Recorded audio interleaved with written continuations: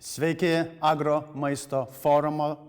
Good morning, Agri-Food Forum participants of the second day. This forum, like yesterday, is called Business in Different Situation, Unusual, Better, Greener, and also digital transformation as a response to the crisis. Welcome to the second part of the forum. Those who had no opportunity yesterday, I would like to introduce myself. My name is Mr. Ežigevičius. I do believe that yesterday the audience that watched us will return today. Yesterday, this forum was watched by almost 1,000 people. It's not a Siemens arena, but we are close to that. So welcome back, and I would like to welcome new participants of this forum. Since there are many people who joined for the first time, I would like to enumerate the organizations without which the second Agri-Food Forum wouldn't happen. The organizers of this forum, Agri-Food Lithuania, DIH, Digital Information Hub, by joining all the scientific research, science, and business. Another organizer is European Parliament office in Lithuania. The partner of the event, MIDA, Science, Innovations and Technology Agency. And the main patron of this event, Art21. This is Agro, Food, Innovation, and Digital Technologies Designer. During this forum, we will try to find the answer how Lithuanian agro-food sector could turn COVID crisis into new opportunities and to try to look into sectors and food field anew, trying to have a better backbone or foundation. In the forum program, we'll have some 10 different interactions. The welcome speeches, insights, keynote speakers, and even 4 discussions. What is most important is that in your applications, you can ask questions to the guest of the forum. It would be really great if you tried that during the discussions, because it will be too late later on. So let us start. Because one thing which never changes during the pandemics is time. And we have very little time. Agri-Food Forum participants will be welcomed by Kazys Starkevičius, Chair of the Economic Committee of the Parliament of the Republic of Lithuania and MEP. Good afternoon, good morning, participants of the forum. Some year ago, we met in Vilnius in the town hall, and we spoke on the issue of the development of rural development, agriculture, and nobody could have predicted that we would not be able to meet one-on-one.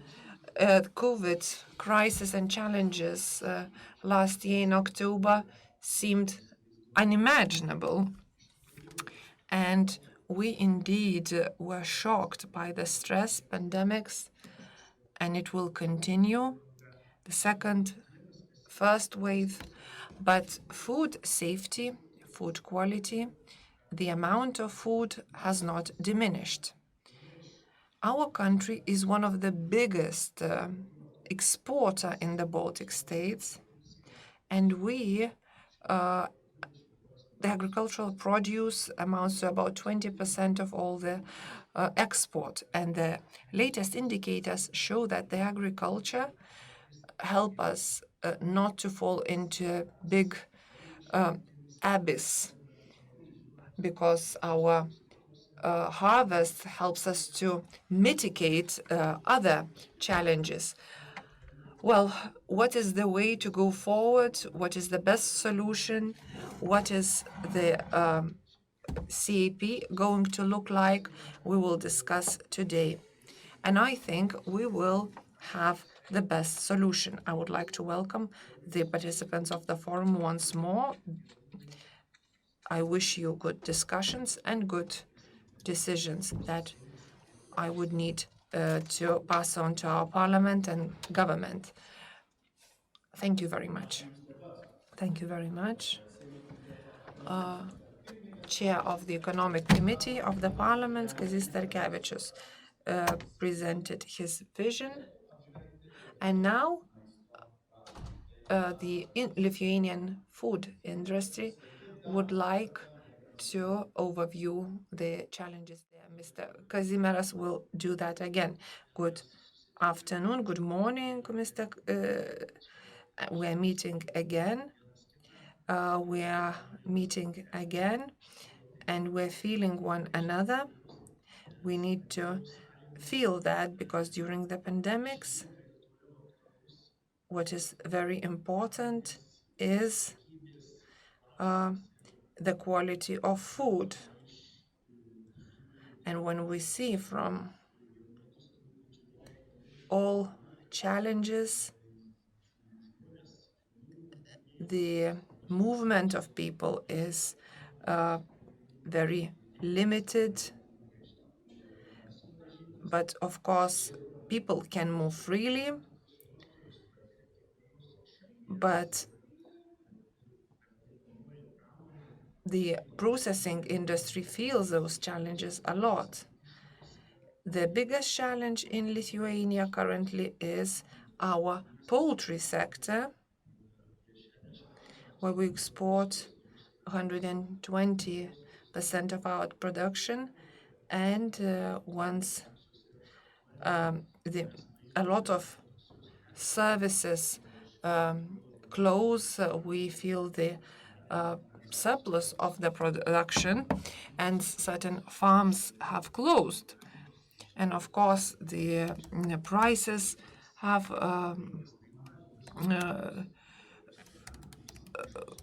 dropped a little bit, but the restaurants, the public institutions are suffering a lot. And since we're an exporting country, we felt that. What would be the ways out of that? I will try to see what would be the ways forward. So in the future, if certain things happen, we would feel wouldn't feel that as much, and our produce remains competitive. Well, for me, newest technologies are most important. What are our biggest raw materials? Today, we have a record harvest. It will be some 7 million, and more than 5 million are exported by us of this production. I don't know whether this is good or bad. Some neighbors our neighbors are exporting the oil, and our grain is like this crude oil. We have good practice examples, and we are processing wheat, and we're exporting a lot.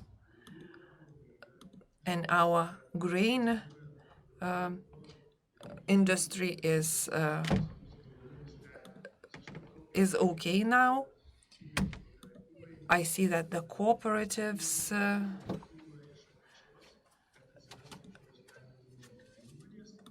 and I also see that in our new projects via DNA, via different projects, we need to really look into those problems. I, of course, see a similar problem, for example, 1LT.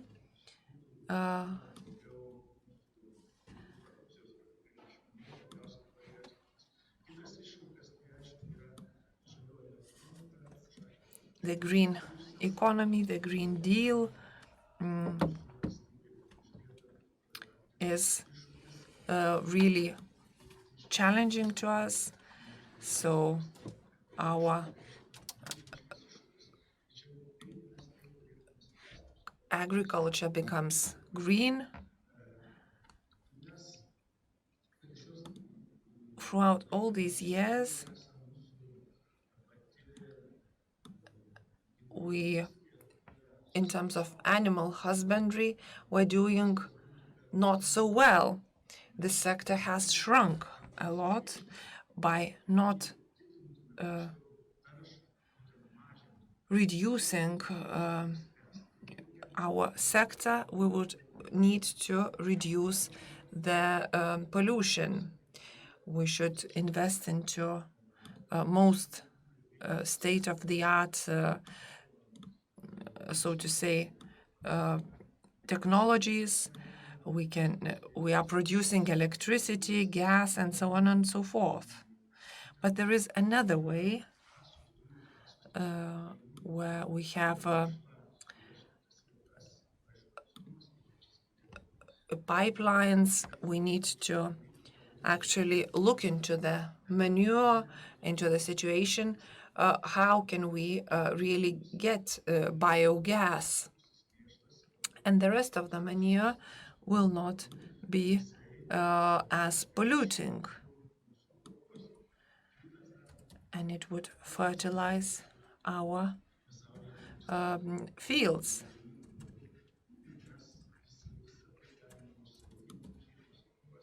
We can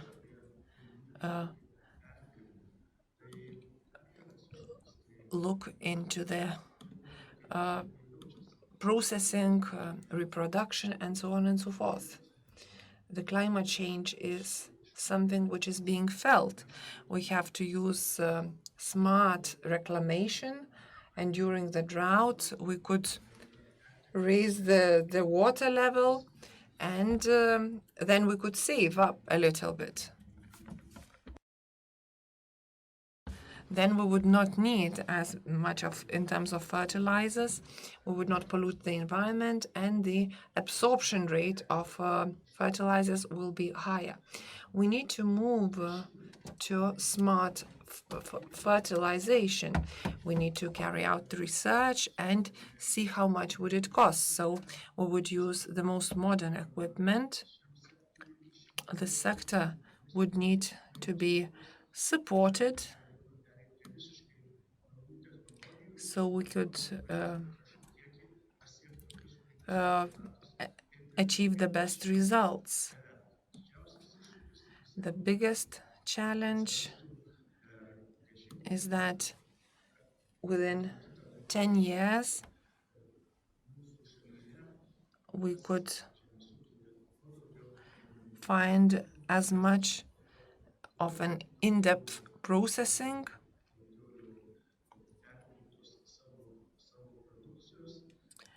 and so we shouldn't reduce the production.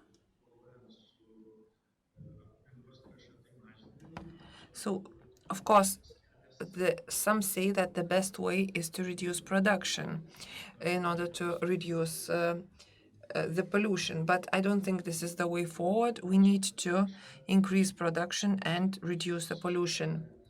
If we choose this way that I'm proposing, we would achieve really good results. Our regions will be alive and vital, and the production, agricultural production, will be competitive on the global markets. At the moment, our production has reached some 120 countries. Another thing which was demonstrated by the pandemics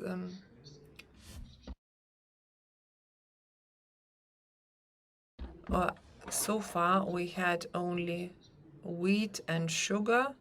Now we need to have a bigger spectrum of the food assortment, so people feel safe. They feel safe if they see that there is a reserve or the shops are full, and once you open the fridge, you have something to eat. I would like to welcome all the participants of the forum. I wish you good discussions and see you soon.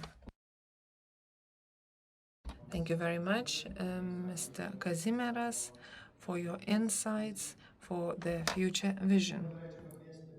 Let me invite the keynote speaker delivered by Augustas Alešiūnas, Art21 Director General and the main inspirer of this forum. The topic is COVID-19 times, the fight for survival or flourishing. Good morning, dear all. Ladies and gentlemen, welcome to the second day of Agro-Food Forum.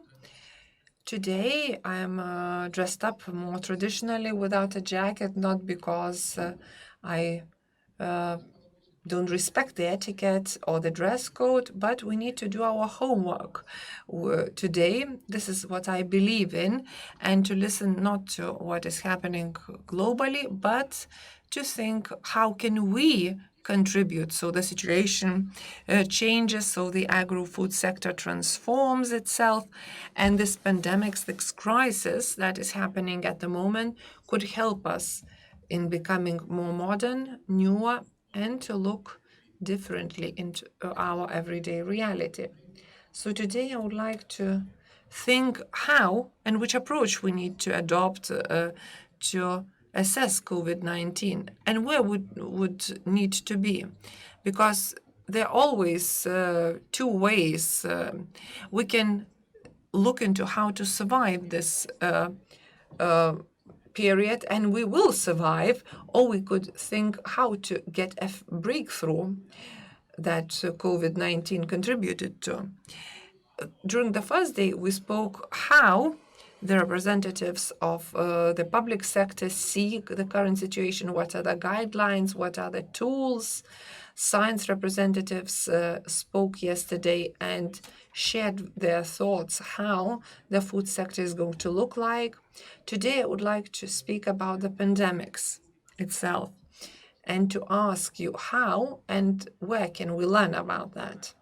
Let us speak about some time ago. A few hundred years ago, I wanted to talk for a little bit of what's happened some 100 years ago.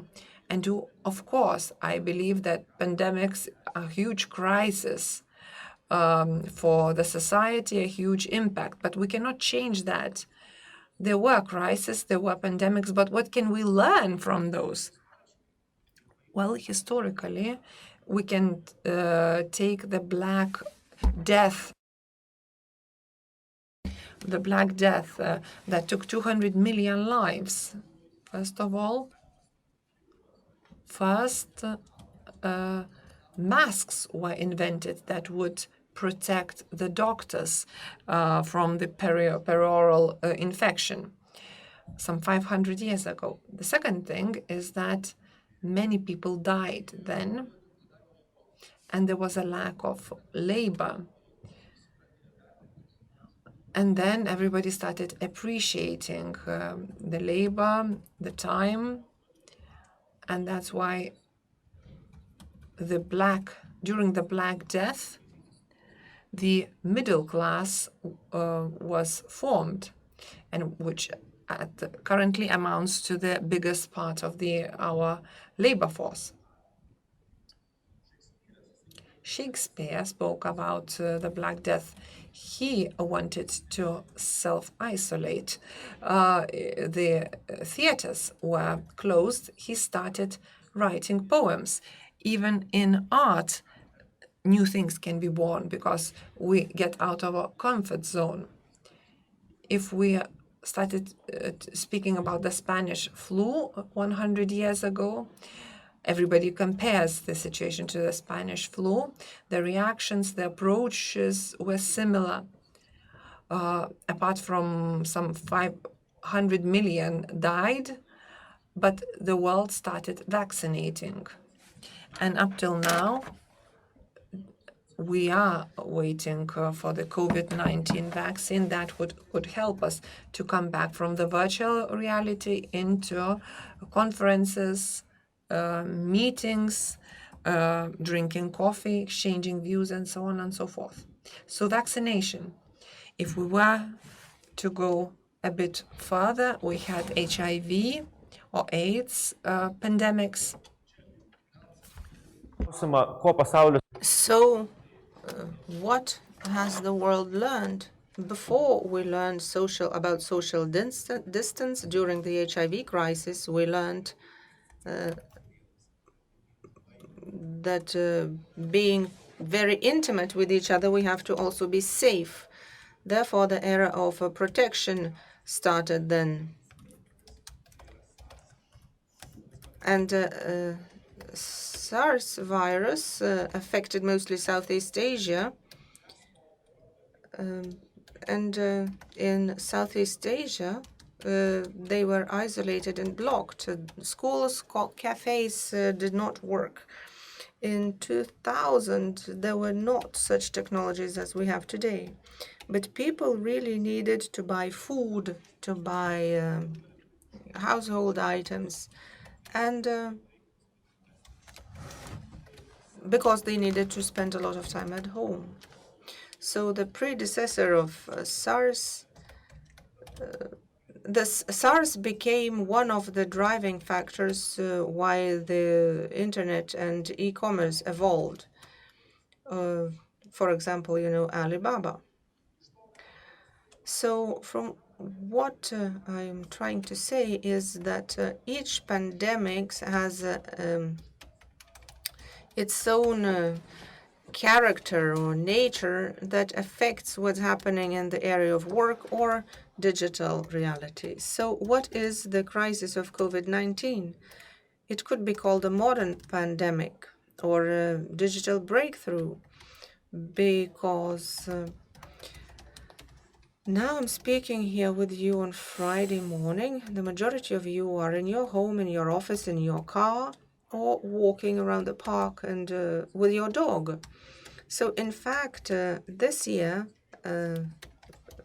has brought about changes in our habits, in our everyday life. We spend a lot of time at home and communicate only in social media. The Japanese companies said that the meaning of offices is changing radically. They don't intend to close them, but while before it was a given that people come to an office to work, today large corporations and famous brands say that offices will be anonymized. This means that offices will become creative workshops where people come to talk, exchange opinions, and discuss new projects and new initiatives.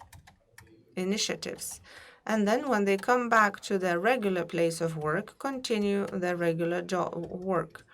So times are changing, and there are more and more digital technologies coming around. The question now is, how is the digitization going to impact the agri-food sector, and what has changed in this sector, because we're all here because of it. So today, as I'm talking to you, I have remembered the Bitcoin, and I decided to talk about it. Bitcoin has reached more than $19,000. I'm not advertising cryptocurrency, but I would like to give it to you as an example, because as you probably remember, in 2018, everybody talked about it, from taxi drivers to fast food restaurant waiters. It was a boom of Bitcoin currency. In a year's time, their price dropped more than 4 times per year. A lot of people lost money, became unhappy, they lost property, and so on. Let's not come back to this. But if we looked at the figures that I found and summarized several annual reports of hedge funds, the situation is that since 2010 until 2020, in general, in the world, about 40 billion euro has been invested into agri-food sector. And the data for the first 3 quarters of 2020,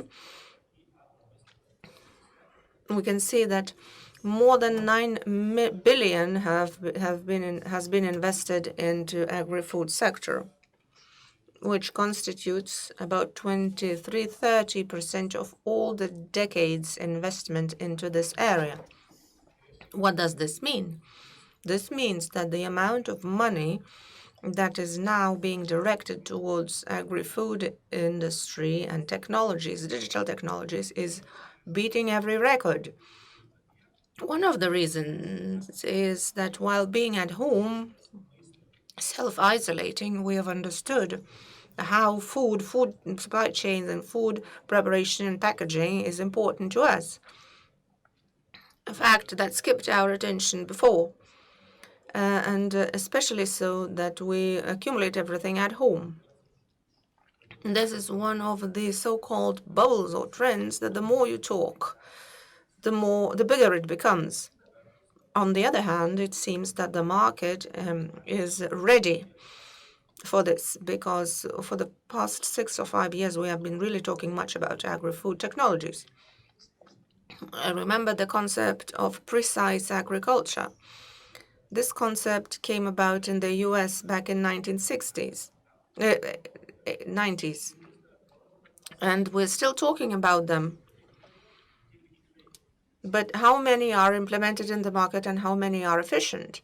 So to continue in this vein, I would like to use the concept that today, at the end of the 3rd quarter of 2020, we have reached the beginning of the end. After all the talks, discussions in the public and private sector about how important agri-food technologies are, we have finally started seeing large financial injections being made into this sector. The statistics is quite interesting. Therefore, I included it into this slide, because I believe it very clearly shows the trends, what our life is going to be in the future. So first of all, if we took the patch between 2010 2019, and the so-called exit deals, when business owners would sell their companies to large companies, consortia, or funds, and acquisitions would be thus made. So it amounted to almost 2 billion euros. Now, if we take a look at how many transactions took place this year, they were more than 6 billion when companies changed hands. This means that we have achieved 3 times the larger indicator in less than a time, as compared with the past 9 years in general. Another important thing is that has never happened in the area of agri-food sector, in the area of innovation and digitization, is the so-called MEG rounds.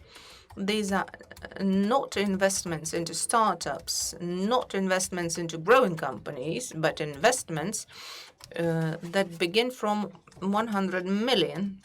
That means that one injection into capital is 1 million euros.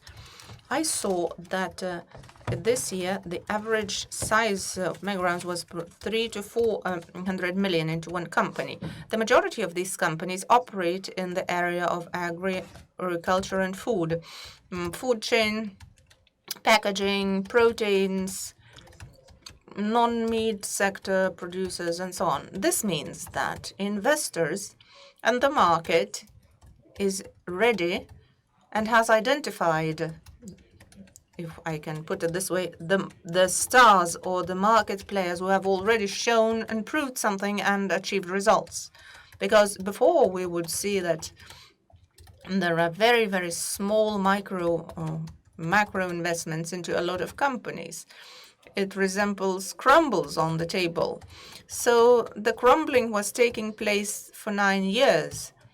And it appeared that those who managed to realize the importance of these investments have taken the market share.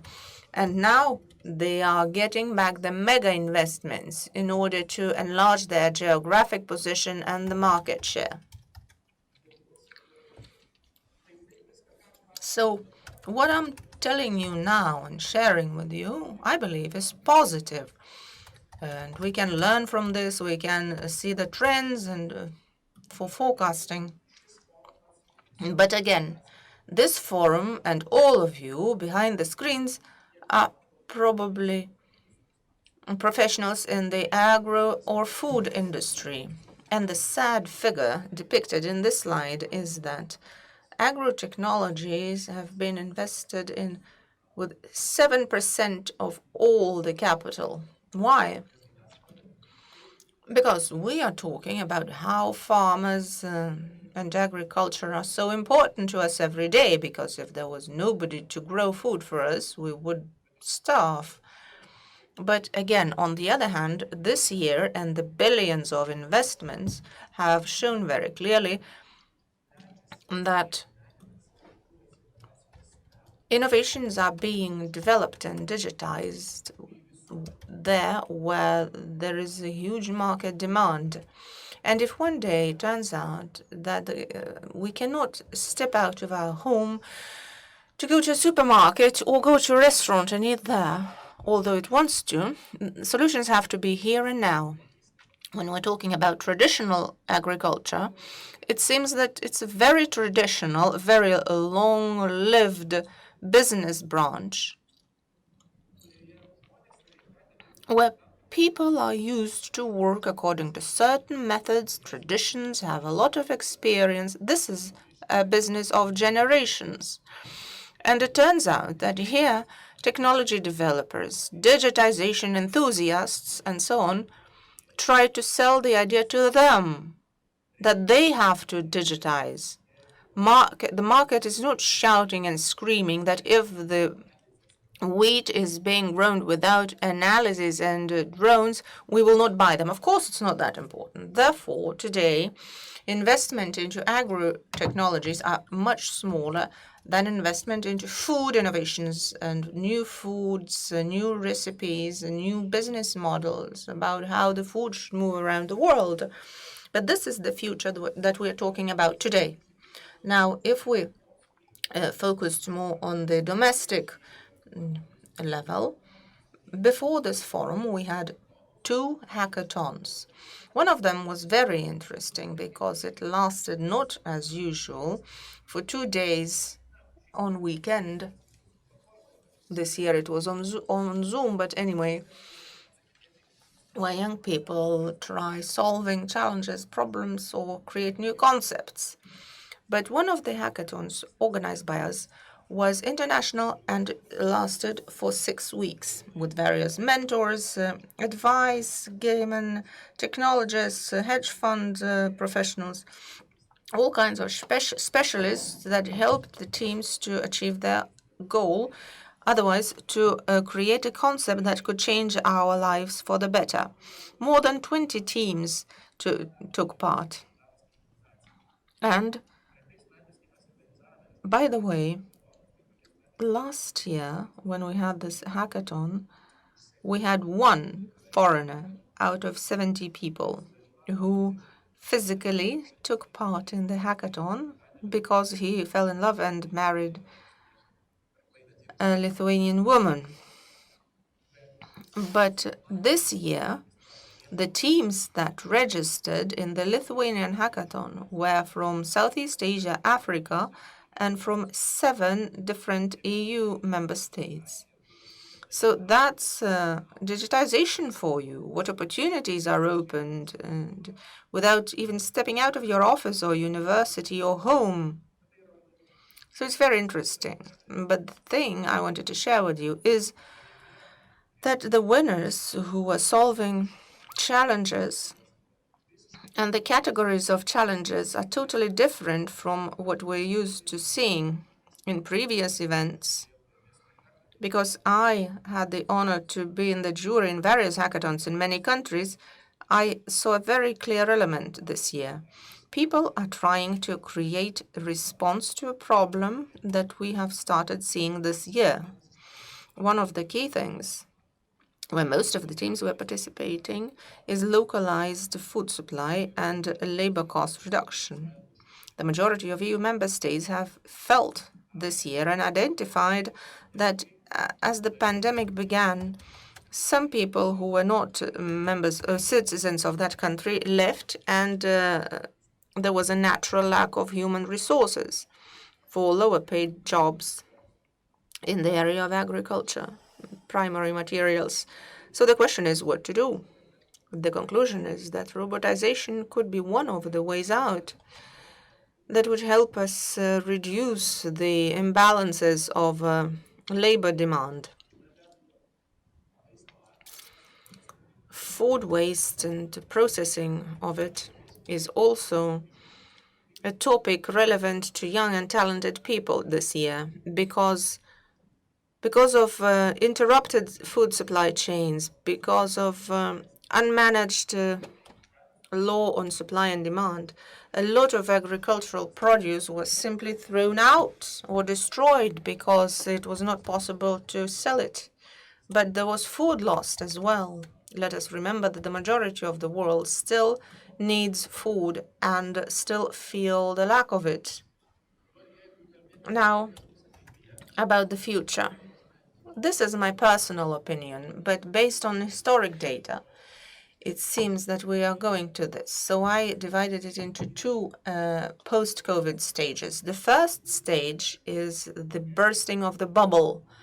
As we are now used to see, when we open a news portal or a newspaper, we used to seeing news about COVID every day. Sooner or later, it will stop.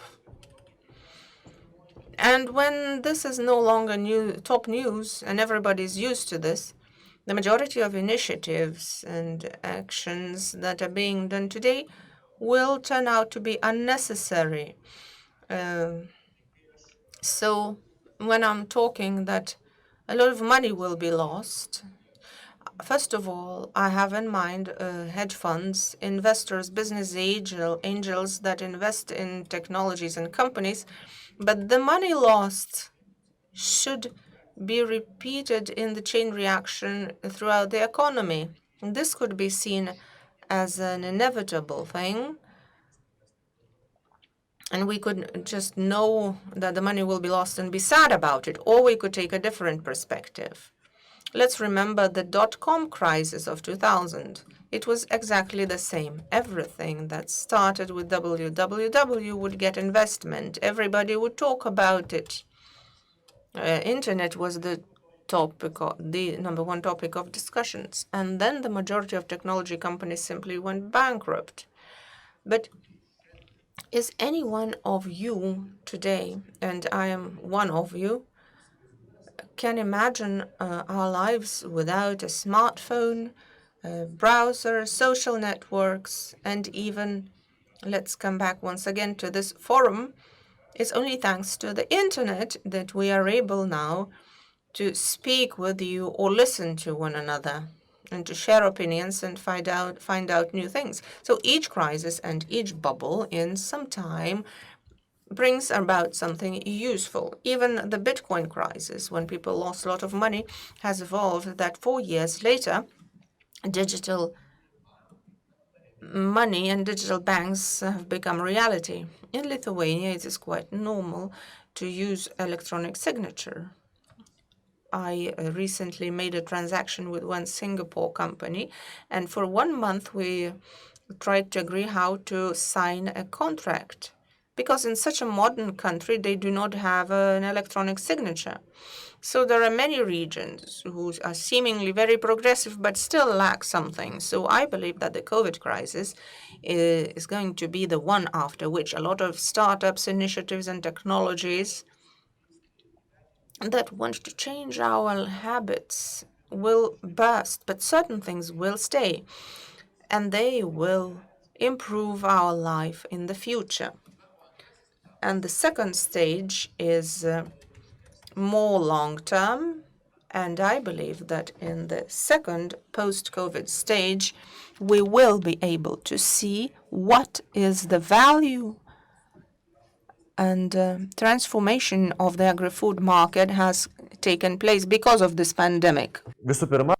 First of all, I do believe that there will be a huge disparity, gap between the manufacturing sites, production sites, and what we see now, because we see that the meat is grown in the labs at the moment, food is grown in the labs, and traditional agriculture, typical agriculture, will become luxury good, a luxury item. Maybe we would like the apple to be grown in a real garden and be environment friendly, organic, and not be grown in mass production is grown.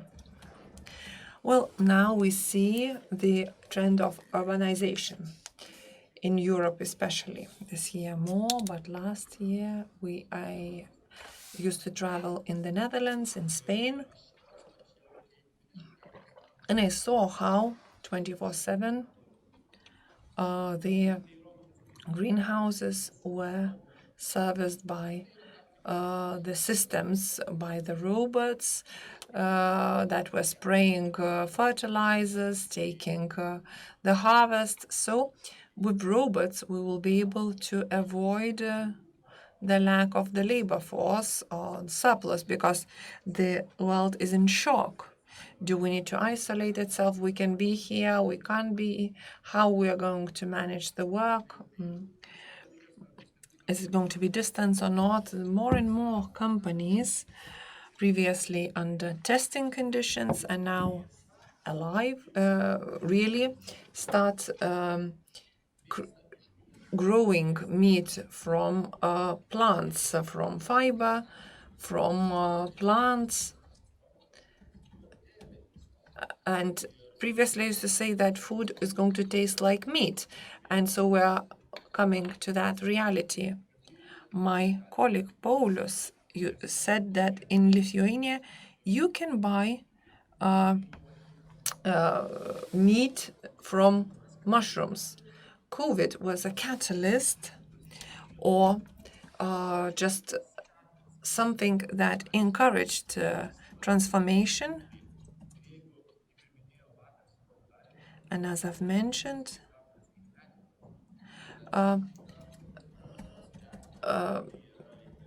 that digitalization is a luxury item. Now, without digitalization, we will not be able to move forward. So let us now discuss why Lithuania is. This is the picture that was made 1 year ago during Agri-Forum, when stakeholders, business representatives, public representatives, forum partners, we are all together and signed the Digitalization Declaration, where we expressed our wish that we want to see Lithuania sustainable, green, and a country that on the global level could be seen as the generator catalyst of digitalization. So what have we done in a year? Has it remained as just on paper, or we did something in the I think we made a huge leap forward.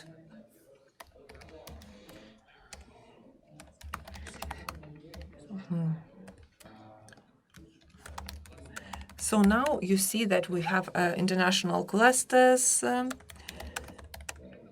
structures that are speaking not about digitalization, but are involved in that.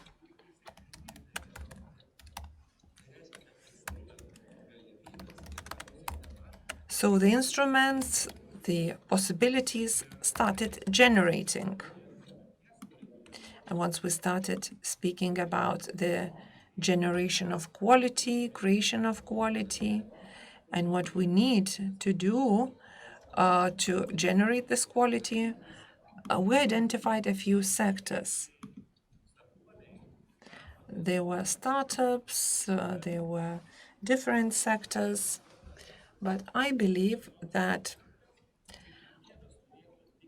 here you see a view that when everybody needs to do something good in order to create the value. But this is not working because one side expects from the other more, and it seems that we're all waiting and we are thinking that somebody is going to initiate the first step, generate the value, and we would be able to join the actions and the initiatives.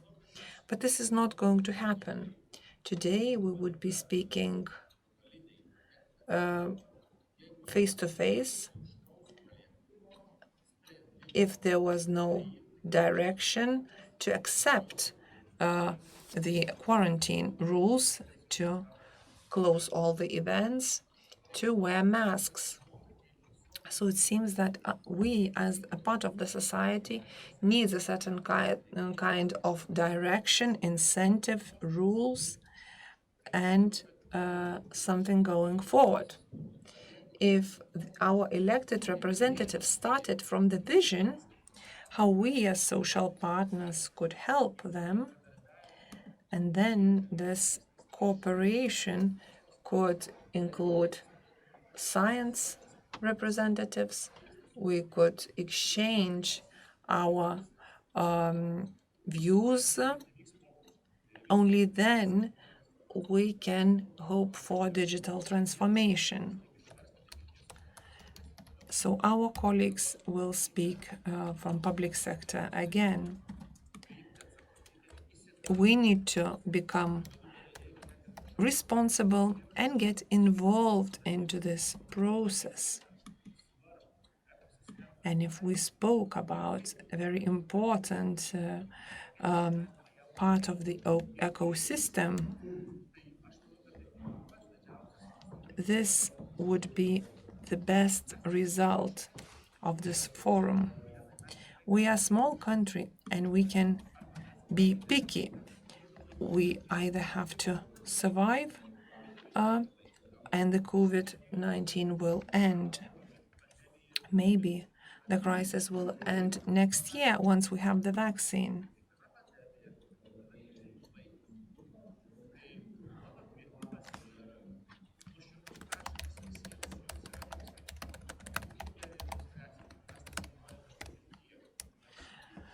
Do we want to be passive observers, or we start being active, proactive breakthrough givers? We have all the conditions in our country in the field of agro-innovations, technologies, and so on and so forth. So let us get together and make Lithuania known, sustainable, green, innovative. Thank you very much, and I wish you all the... Thank you very much for your insights, and I do hope that the forum representatives will be able to somehow adapt such insights to their business. This crisis presents us with problems, but also with opportunities. So, I would like to start with discussions. And we will speak about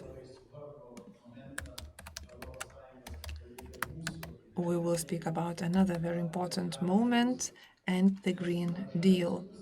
The Green Deal that was presented and announced by the European Commission is compared to the man landing on the moon.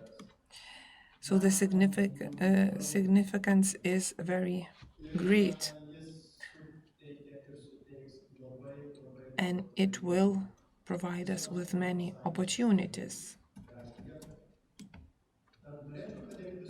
So let me start the discussion, which is called the Green Deal and Lithuanian Agri-Food Digital Transition.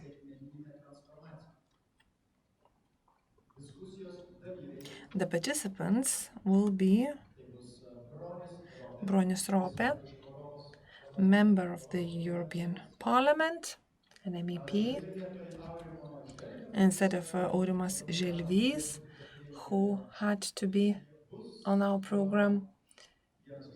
He would be represented by one of his advisors, Mantas Nocius, Lithuanian Business Support Agency.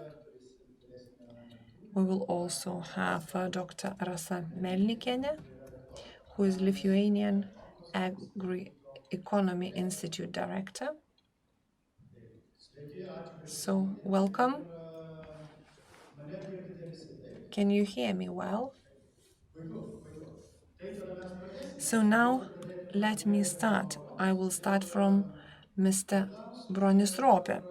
Let me ask you, could you very briefly present what is the vision of the European Parliament in terms of the Green Deal and digital transformation in the agri-food sector? Good afternoon. Thank you very much for inviting me to this conference. I think it's very important. Every day we find lots of challenges, especially under current conditions. And we have challenges in different fields. We try to understand how to behave, and we cannot live without food, and we need to eat a few times a day, and we want to eat high quality food, of affordable food, and varied food. So this is why the CAP was designed, which basically ensures the need, or should ensure this need. I work in the Green Parliamentary Group, and the Greens basically raised these problems for a number of years, and there is not a single person globally who doesn't know what is green. And we will speak about that today. The CAP is very important. It amounts to 1/3 to the EU budget, some 50 billion in 7 years in the programming period. And on the other hand, the CAP or the subsidies, they support about 70% of the agricultural activity. And other food is earned by the farmer selling its production, its produce. So we believe that we have to compensate for the farmer, because the farmer will not be able to pay. The situation is that the new regulations were proposed by the new Commission in 2018, and there was no Green Deal, no strategy, climate strategy, no biodiversity strategy. And the Commission that came some year ago, they had a vision, the Green Deal. And it looked into the new regulations, and the Parliament, when negotiating on the newest decisions, they looked into the ways how to implement those good ideas. And according to the position of the Parliament, It was approved then, and they said that the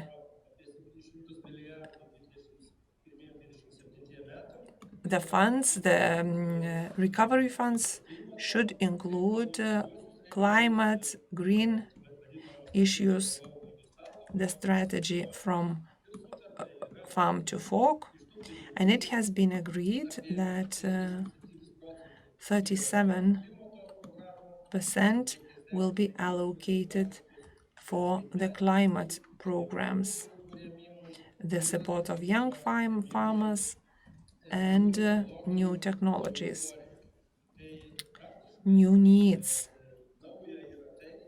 What is new is that for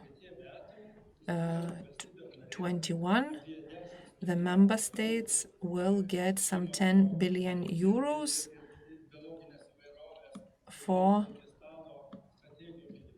to implement biodiversity technologies. Lithuania will get some 140 million, and we would need to use that money in a few years. The EU foresees some 10 million for research and development in the future. The discussion is ongoing. So what is new is that we will invest into the advance of science, and it will reach the farmer and will help the farmer to produce high quality and affordable produce.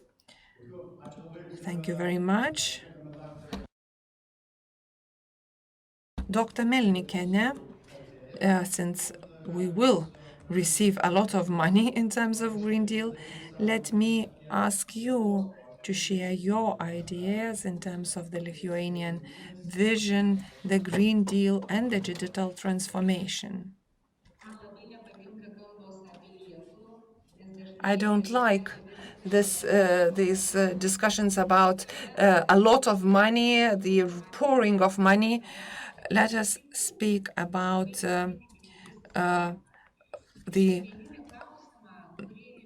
the money that will be basically absorbed with real purpose.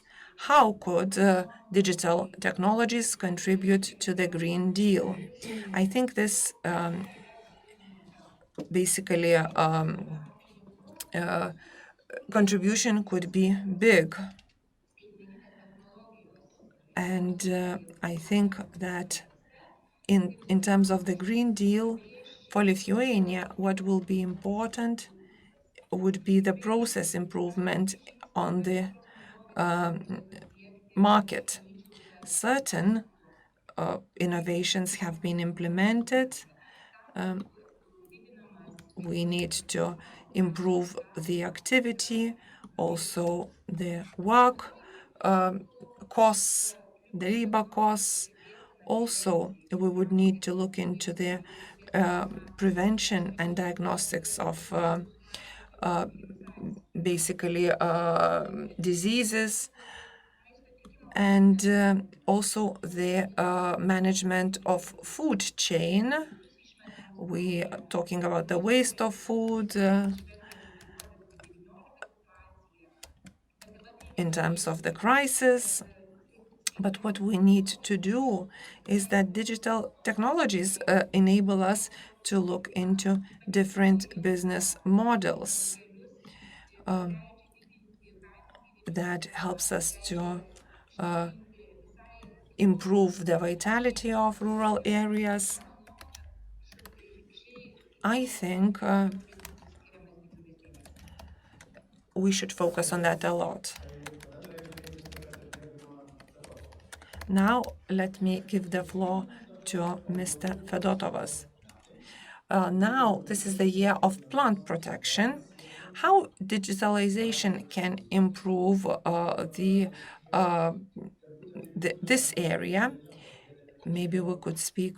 You could speak from your institution perspective.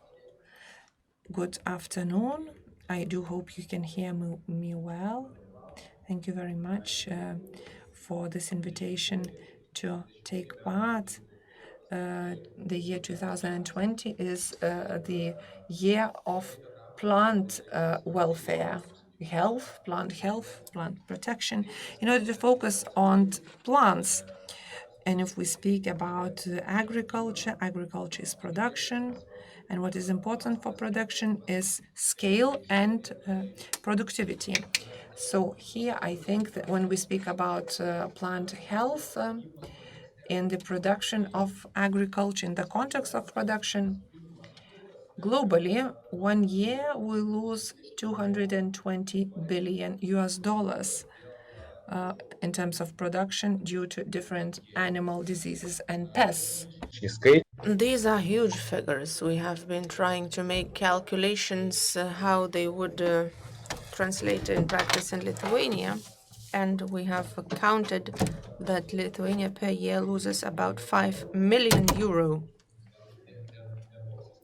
Maybe the figure is not that impressive, but let me stress that it's just a small range of diseases and pests that we are observing in our service.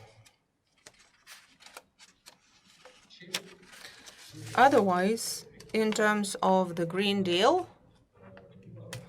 and also in terms of production, I believe that every farmer and consumer cares about sustainable production and consumption.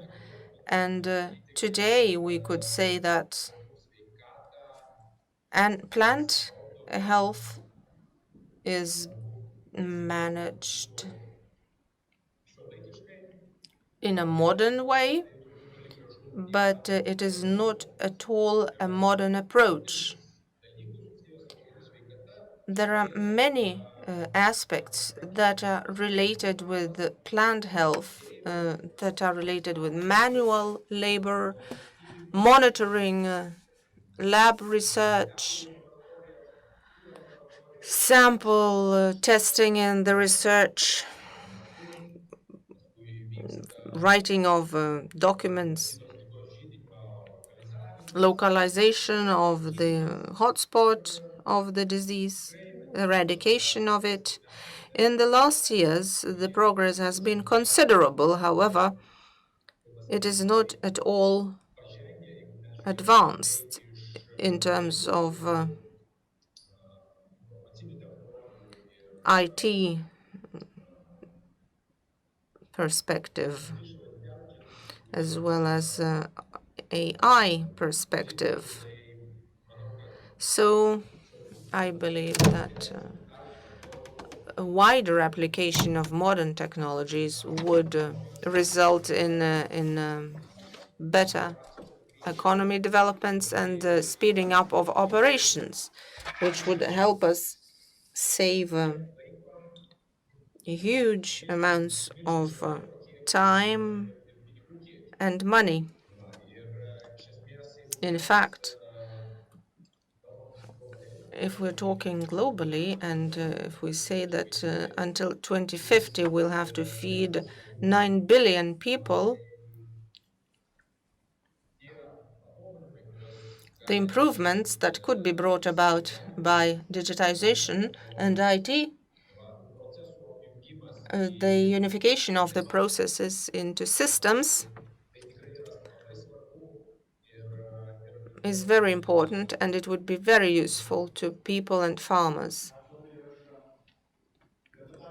Thank you. Let me also ask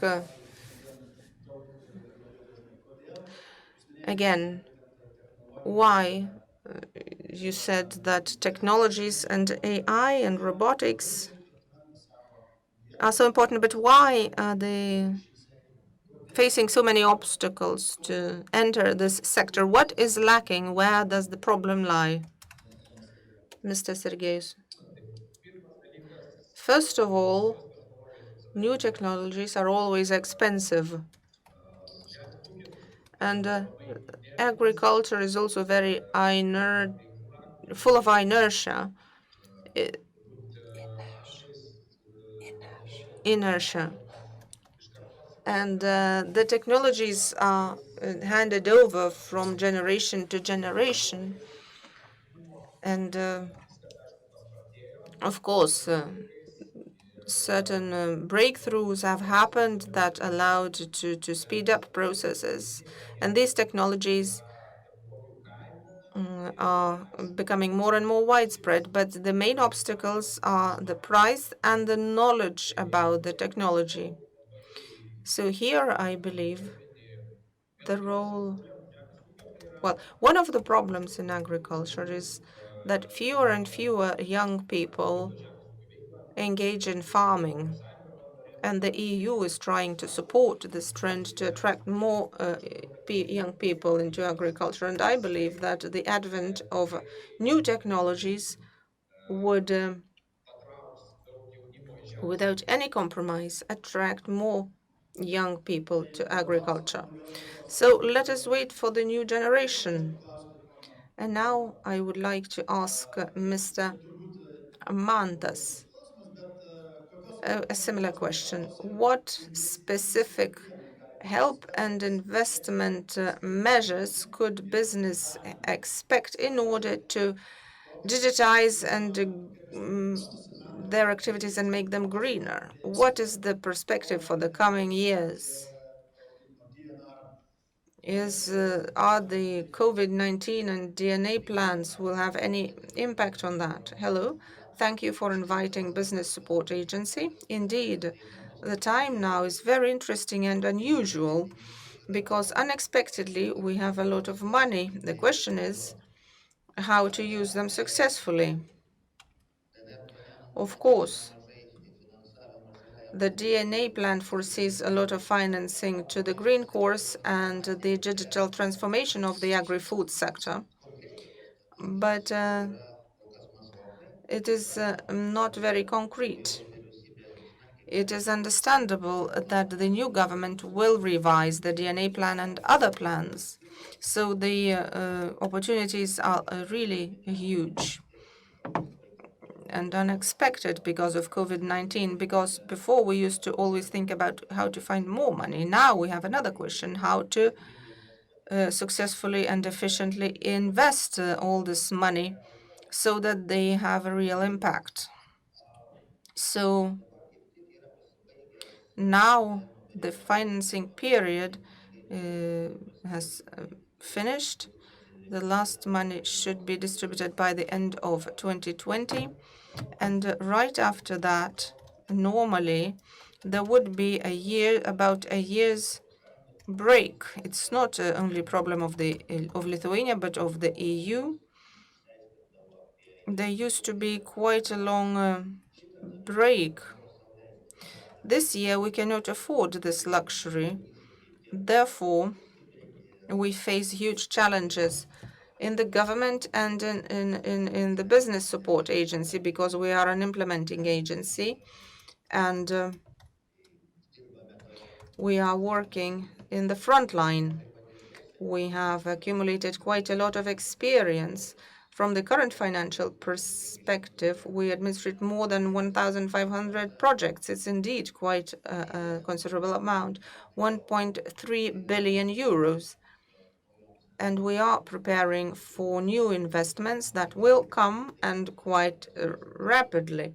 So we are ready, together with the agro business, to work in order to advise our government how to distribute this money more evenly. Once again, let me repeat that the DNA plan has a lot of good and right things, but it's not clear how they will have to be implemented. The money is really quite a lot. So now we have all together work very quickly and diligently to move these investments into correct direction. Our agency is financing the Digitization and Innovation Center. We have had the honor to take part in the consultations And I believe that these activities will be successful and will contribute to the digitization of the agri-food sector. Let me go back to Mr. Rope and ask, from the EU perspective, from the Brussels Tower, how does Lithuania look, and the potential, what potential does it have to appropriate the benefits of the Green Deal, and especially in terms of the digital part of the process? Well, as I said about digitization, member states have been offered to use recovery funds, and for Lithuania, 140 million euros have been allocated for this, both including digitization and using new technologies and support of young farmers. I believe all of this is very important. Secondly, the possibilities are different because today direct payments in Lithuania contribute to only 65 of the European average. I'm glad, however, that for the next period they have been increased by 20%, and they will amount to 70% later. Let us hope that the convergence will take place in 2034-35, so Lithuanian farmers, the Baltic farmers, will have one of the lowest rates of support, and to balance everything in the common European market is quite difficult for them. I don't think they are going to be the pioneers who will be able to do this. Therefore, I encourage business to create new technologies and together with farmers implement them. And I also invite them to use the new program, the Horizon program, that foresees about 10 billion euros for the next period, so that the Lithuanian business and science can provide Lithuanian farmers with the tools to use them. Today, our farmers are already digitized. We have invested into broadband internet that covers about 70% of the Lithuanian territory. Today, we have developed technologies such as sensors in the fields in order to monitor the humidity of the soil, in order to reduce the amount of fertilization. Also, milking software, also drones. All of this is new technologies that have come along, but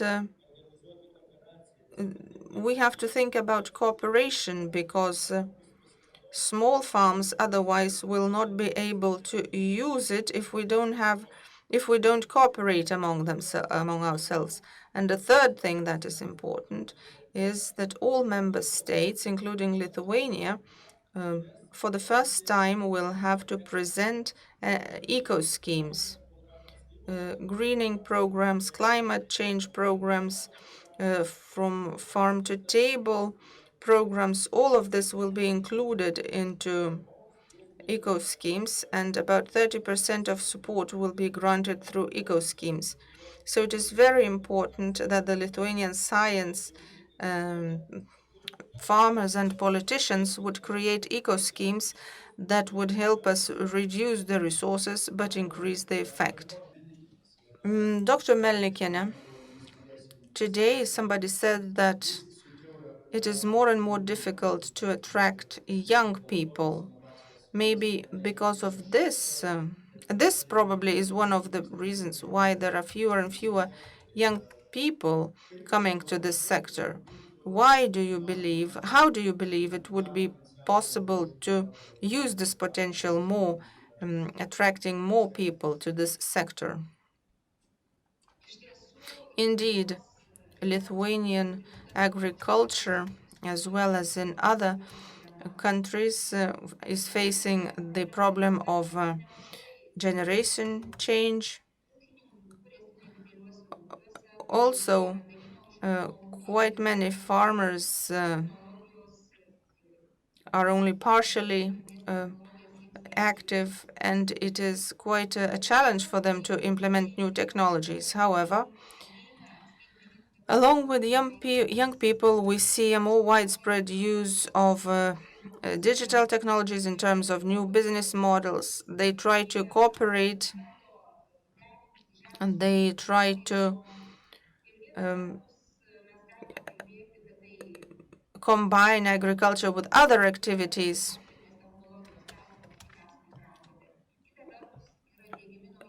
New business models are being implemented that could be then copied and combined with other activities. They could increase the attractiveness of the sector to other young people. So,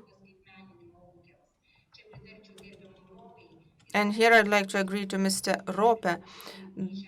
Attracting young farmers to agriculture is very important. However, there is another problem. We have been talking a lot about digitization and support to this in agriculture, but I believe that it is very important to ensure as efficient and targeted support as possible to technology developers, because Lithuania has a lot of potential in this area. And this could be our breakthrough, so that we could sell not only agricultural products. I don't agree that Lithuania is not competitive. We are competitive. We are exporting more and more. However, it would be very important if we could sell not only the products, but the technologies to grow these products, and would become a leader in the EU among other countries.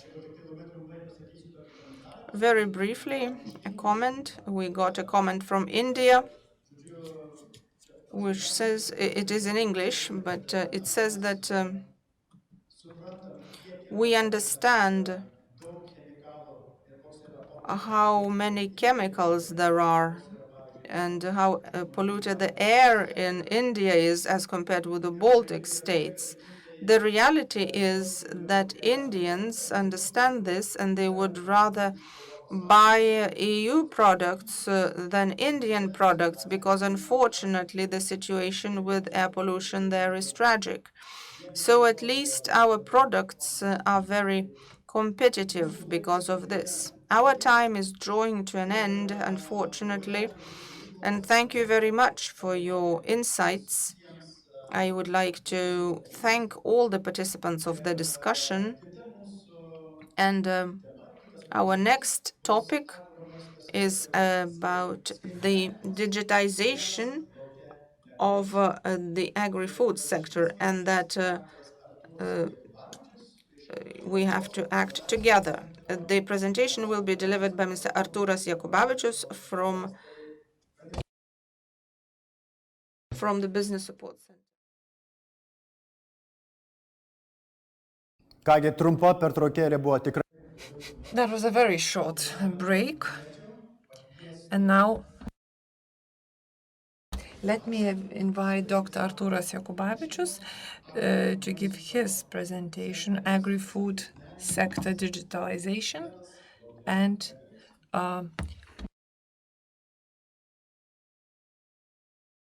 thank you very much. My presentation will lead to what is going to happen in the next part, Agri-Food Digitalization as a phenomenon, and whether one company could do a lot. Well, the spring will come despite the meteorologists or our government. And it is not up to us whether we want digitalization or circular economy or not. And silver economy, these are the trends that will come and loom upon us, we want it or not. The thing is how we are going to assess that as an opportunity or a threat. If we were to speak about digital technology, well, the technologies will change our life and the life of consumers. Also, there will be tractors and drones and so on and so forth. This will change our life, and this is something that is gaining impetus. When we speak about agri-sector, agri-waste and raw material, this is not just a raw material. These are raw materials, tourism, and so on and so forth. Well, the problem is how we are going to integrate agri-food sector. Are we going to think about value chains, or how our raw materials are integrating into other services? Who is an enemy and who is a friend, who is an ally? Whether two farmers are competitors or friends? Well, in Lithuania, usually they are competitors. Why should they be building the same towers or buying the same drones? Maybe they could cooperate and look for partners and not competitors and enemies. Try to compete on the international value chains and not in one small village. What else I would like to focus on, and what is important, is cooperation and new business models. Well, the 1 + 1 is more than 2. We can cooperate together. What are the possibilities? Europe is moving towards digitalization, and we have digitalization. And in the future, next year, we will have European innovation centers and the network that will help us to use these opportunities. Well, in Lithuania, we have 18 or 19, and we can cooperate with them, we can get to know them on the platform, and digital centers are the ones that help the centers to connect technologies with business opportunities and look for decisions. Well, if we were to look at where Lithuania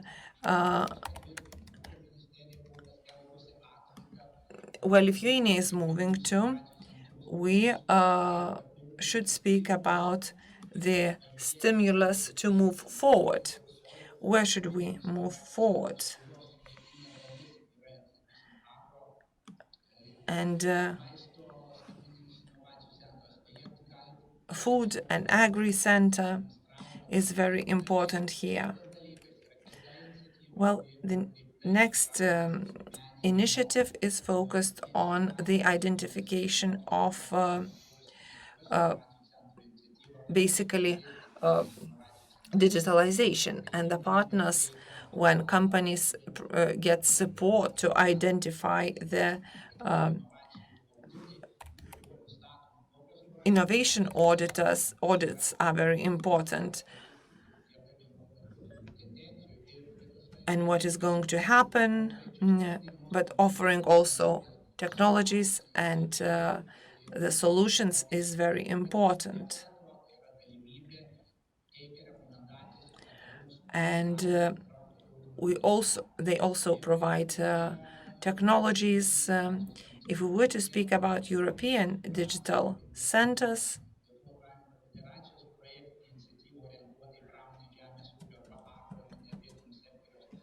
if we were to look at their most important, so to say, technologies and initiatives, first of all, they need to be tested, and for that we need people. And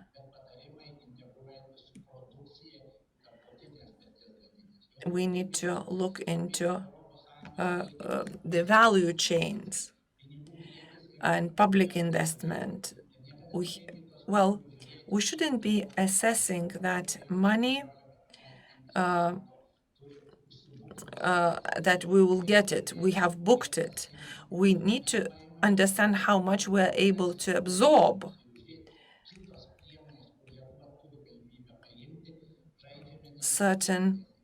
Sometimes we can't even look at the half of it. Well, there are lots of programs. How to take a look into them, how to understand them is a good question. We are all good constructors. We understand basketball, but we are not specialists. Nobody would dare to be a dentist. And there are people for that, where we go to get certain advice. We can find this advice in the innovation centers, which is an instrument to do something, to achieve something. And these business actors should be approached not when we are really suffering, but we need to do preventive work and to take a look whether we have new trends, whether there are new trends. Also, how to develop business, how to ensure business development. There is a freedom of choice. There is digitalization that will ensure new horizons. Yes, for some it will be a threat, some will go bankrupt, but this is life. Well, we can think whether I don't care about that. I will be doing as it is. We can take a look into the decisions, which are based not on subjective things, and that helps us to minimize the costs.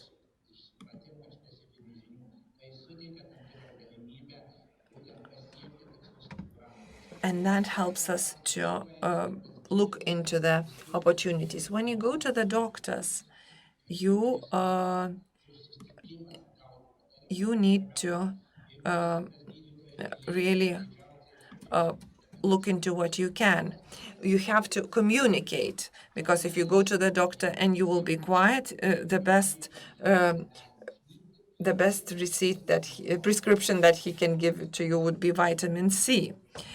Well, basically, I think the life will become better after New Year. Those who focus on experimental development, R&D, would be doing better.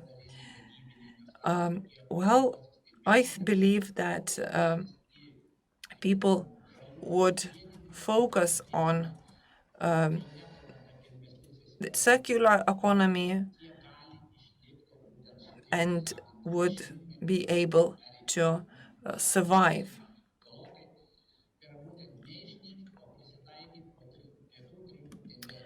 Well, people can adapt to the new trends and circular economy, because people can be living better because if we try to cooperate. Thank you very much. Thank you very much for great presentation. And let me speak about Baltic states as such. Baltic centers, are they cooperating? Because we're talking about joint projects. Well, cooperation is būtinybė integruotis su kitais. Jie vienas kitą turi papildyti. Ir jų, sakysim, ypač europinių atrinkimas, tai jie and selecting the Europeans natūraliai are turėtumėm realiai really important. paslaugų gavėjai, tie centrai dažniausiai orientuojasi į These centers are focused on their centers, and in smaller countries, like their regions, they cannot really take everything.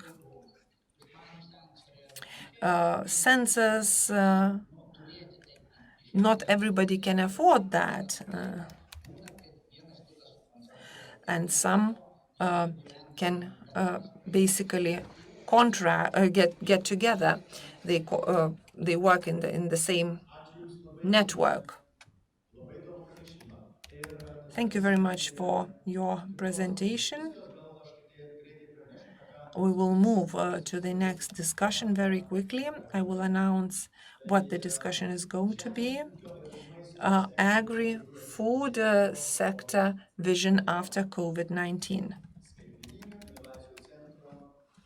Digital Center and Innovation Center role.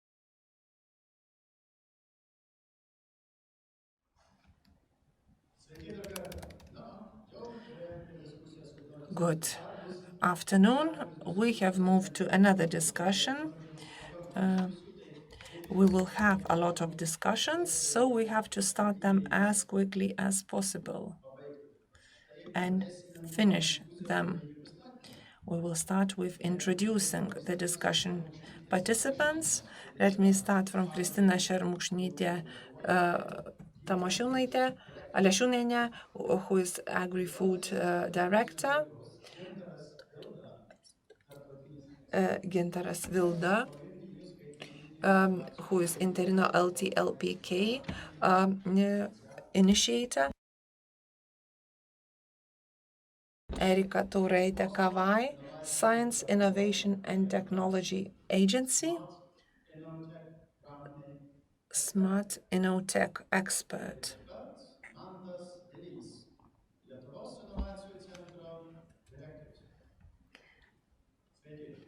Good afternoon. I would like to ask you are one of the initiators of digitalization in Lithuania. Please, could you tell us more about the value and establishment of digital centers in Lithuania? Thank you very much.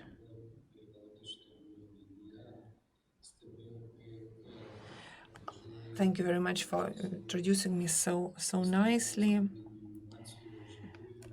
I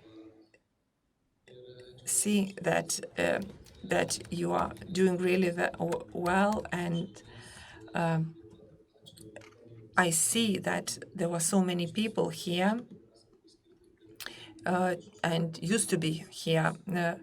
And I do remember back in 2016 when digital technologies changed a lot. So we have to understand how we communicate, because everything will be very soon and will change very soon.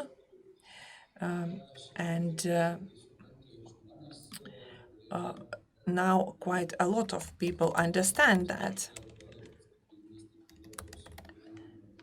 Very often people thought that the digital technologies will never touch upon their life, but now they have become a norm.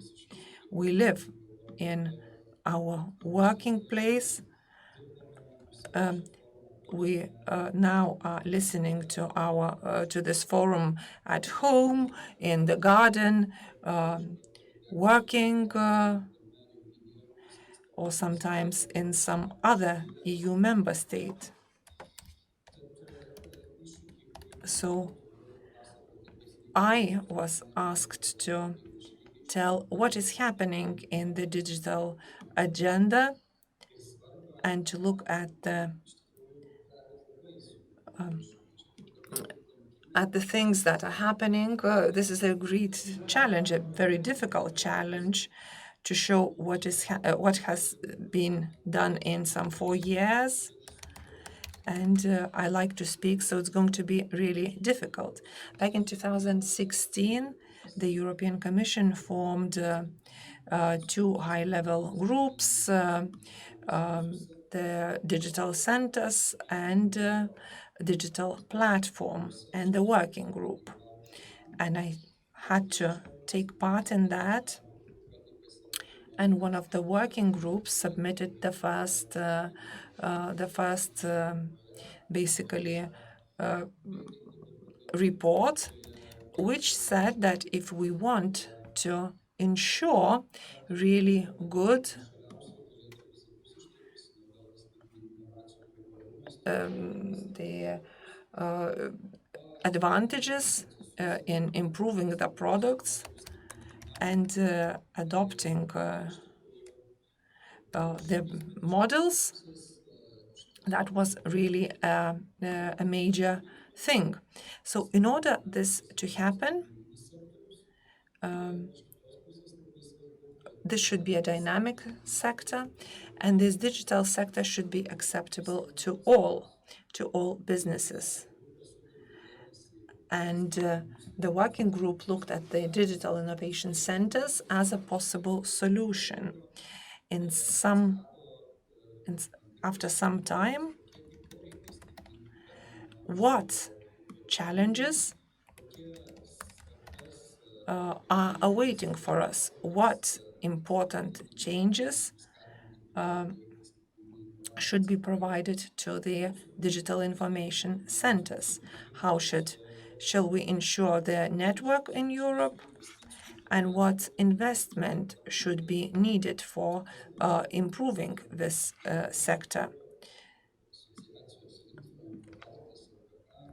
And LIMFRA, APK, and other universities started seeing that as an opportunity. And together with the innovations and the Ministry of Economy, really looked into the future. They created the industrial platform, and they focused on the industry that would be digitalized and also green. If the platform was the first tool to plan transformation, digital information centers became the second tool in order to execute this information, implement it. And digital information centers are only at their beginning in Lithuania. We all understand that they will become different in a few years. But now, only a few years passed when the Minister of Economy and Innovations helped some brave investors to start their work, to implement consultation work together with different university clusters. They provide not only digital audits and innovation audits, but help to prepare strategies to improve competitiveness, to improve production services, improve them by digitalization. Such centers are working as a one-stop shop and help companies to digitalize their business on the local level. By applying business principles and models of services, they help the clients to solve different issues and to access the services that couldn't be accessed otherwise. Therefore, we have to focus the users and suppliers of digital services in one chain of value. So, using this audience, I would like to encourage all those active in the sector of agriculture, experts, to come together and use the digital innovation tools in order to implement the CAP. And the Ministry of Agriculture, in this case, I would encourage it to facilitate and to repeat the success story created by the business community and the Ministry of Economy and Innovations. So that's it for now. Thank you very much. Thank you for the encouragement and the reminder to Lithuanian farmers and people working in this area that they should be more active.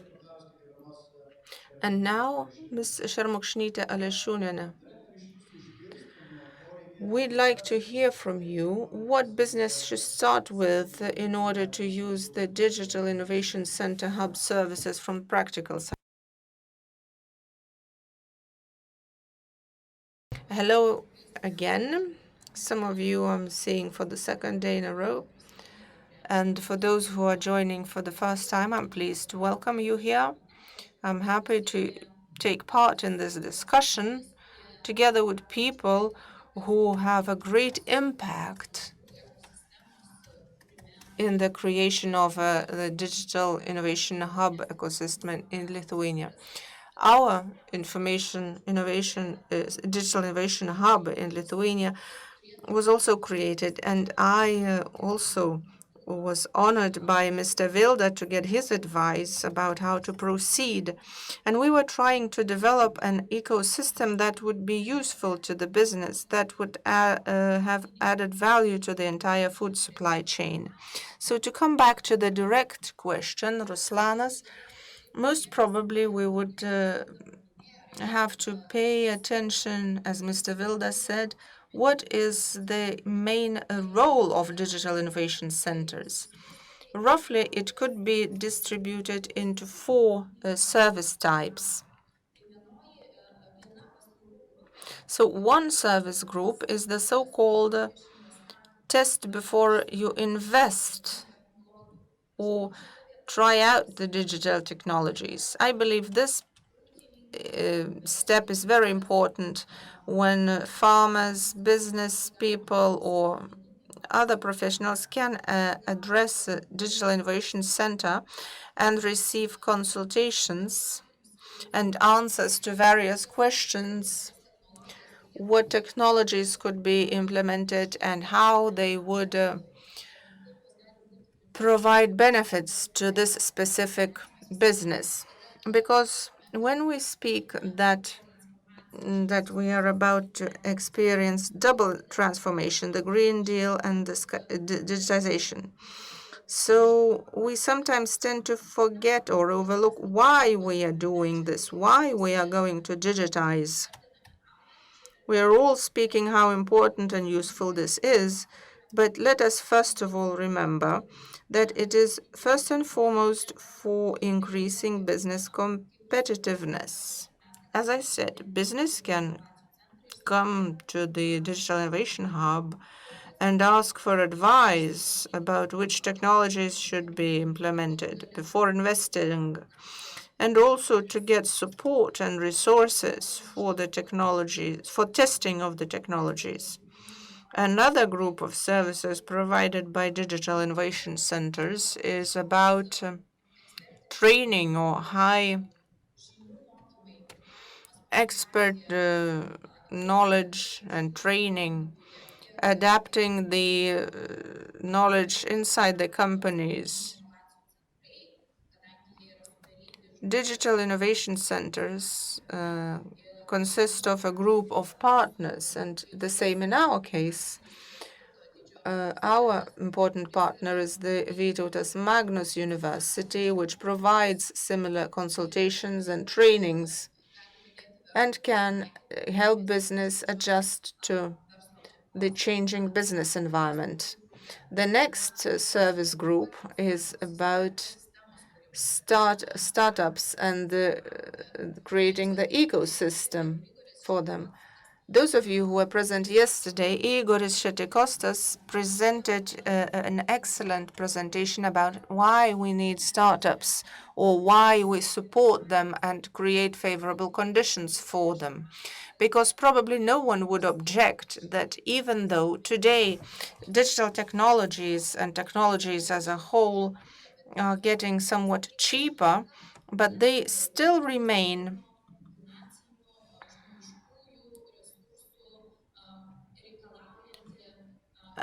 an investment intensive in financial and human resources. And startups in this ecosystem take up a very important role. These are people who help us to get as big value as possible with as low resources as possible, as was said in the previous panel, namely that we need fewer resources and higher value. And finally, and the fourth part of the services would be international networking, a digital innovation hub acting not only nationally as a one-stop shop principle, service provision for digitization. It also serves as a gateway to European networking and other EU member state digital innovation hubs, which is, again, very important.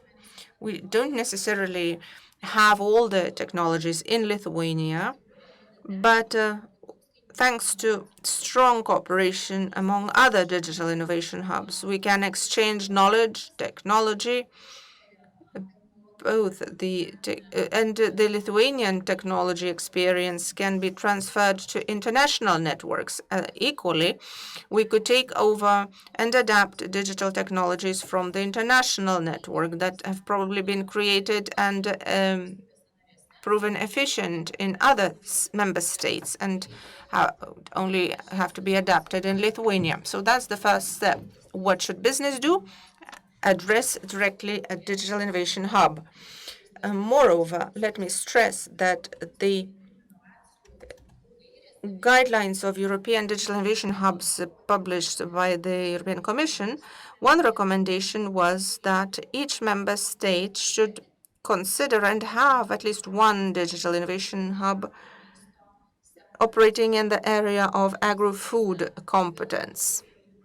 This is an important position and once again highlights that this sector is very important and in one way or another, while to quote a member of the European Parliament, Mr. Olekas, who spoke yesterday, this is an inevitable fact. This is a question of time only, but it is inevitable. We have to go towards digitization. Ms. Melnikiene also mentioned that the green transformation and the Green Deal objectives can be perfectly achieved through digitization. It would help achieve the Green Course objectives faster and better. Thank you very much. A message to the business. Please address a digital innovation hub.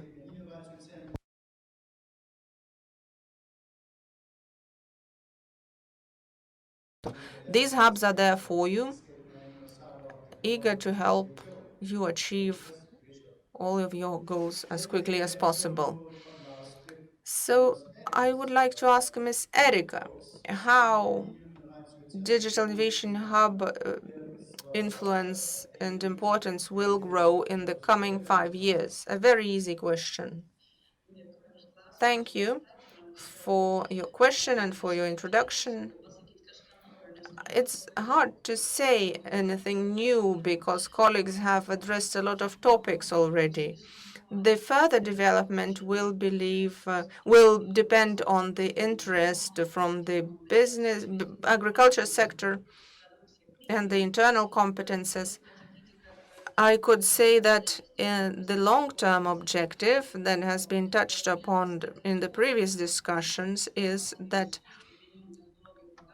the Lithuanian agriculture, thanks to digital technologies, should turn into developer, not only user of agricultural technologies, because digitization helps streamline the processes. But a simple farm can be streamlined and it will always remain a small farm, and it is very good. But our mission is somewhat larger. Our current challenges are not only about circular economy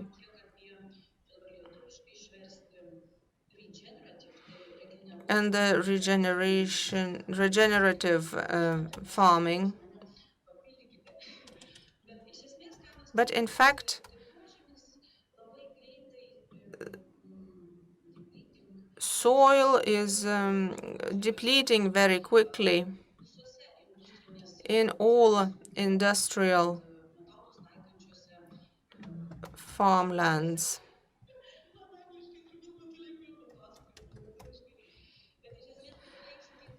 So the question, in fact, is how to farm and produce more agricultural produce without depleting the resources we have. On the other hand, agriculture is responsible for 1/3 of greenhouse gas production globally. So another challenge that the agriculture sector faces is to control how much gas is produced, what is the reduction rate.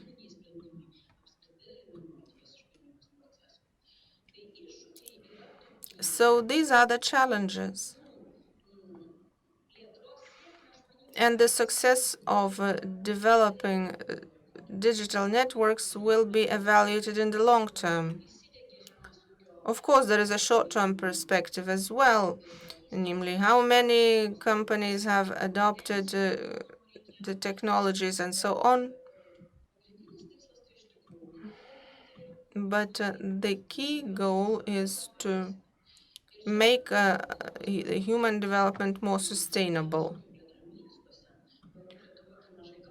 In Lithuania, we don't discuss this as much, but European countries, in Denmark and Scandinavia, there are active discussions about the integration of agricultural sector with urban development programs, with nature reservation programs. And in the long term,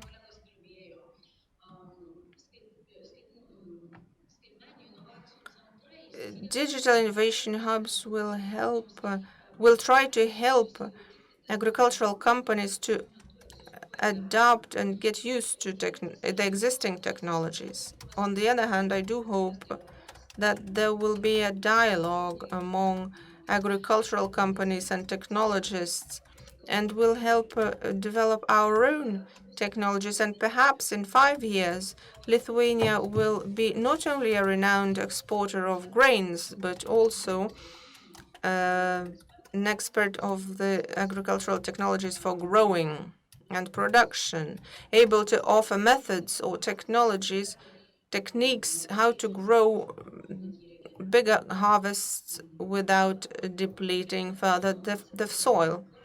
Of course, networking, technological support, consultations, and platforms are also very important.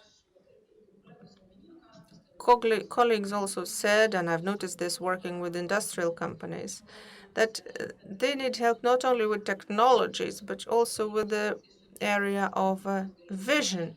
And if there are all technological possibilities, agricultural companies can become leaders and visionaries. And then we'll just have to look for skills and technologies. Thank you very much. And now let me address Mr. Vilis with the same question. What will be the importance of seeds in the future? Very briefly, a lot of important things has been said already about the importance of digital innovation hubs in the future. They were born as an effective platform for those who wanted to use the possibilities brought about the digital revolution. It's like a box of Pandora. Once you open it, there's no way back. And it is obvious that the constant striving for improvement and excellence, not getting satisfied with the status quo, is the way forward. So I believe that the demand, importance, and significance of digital innovation hubs will grow. So that's it briefly. Thank you very much.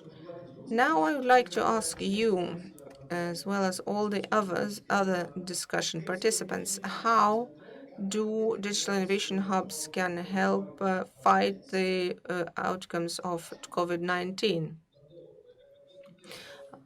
Well, the COVID situation has sped up the spreading of digital technologies, and at the same time open up possibilities of dialogue among developers and businesses and science, because businesses have realized the importance and inevitability of the digital aspect. The question is which technologies should be selected and used.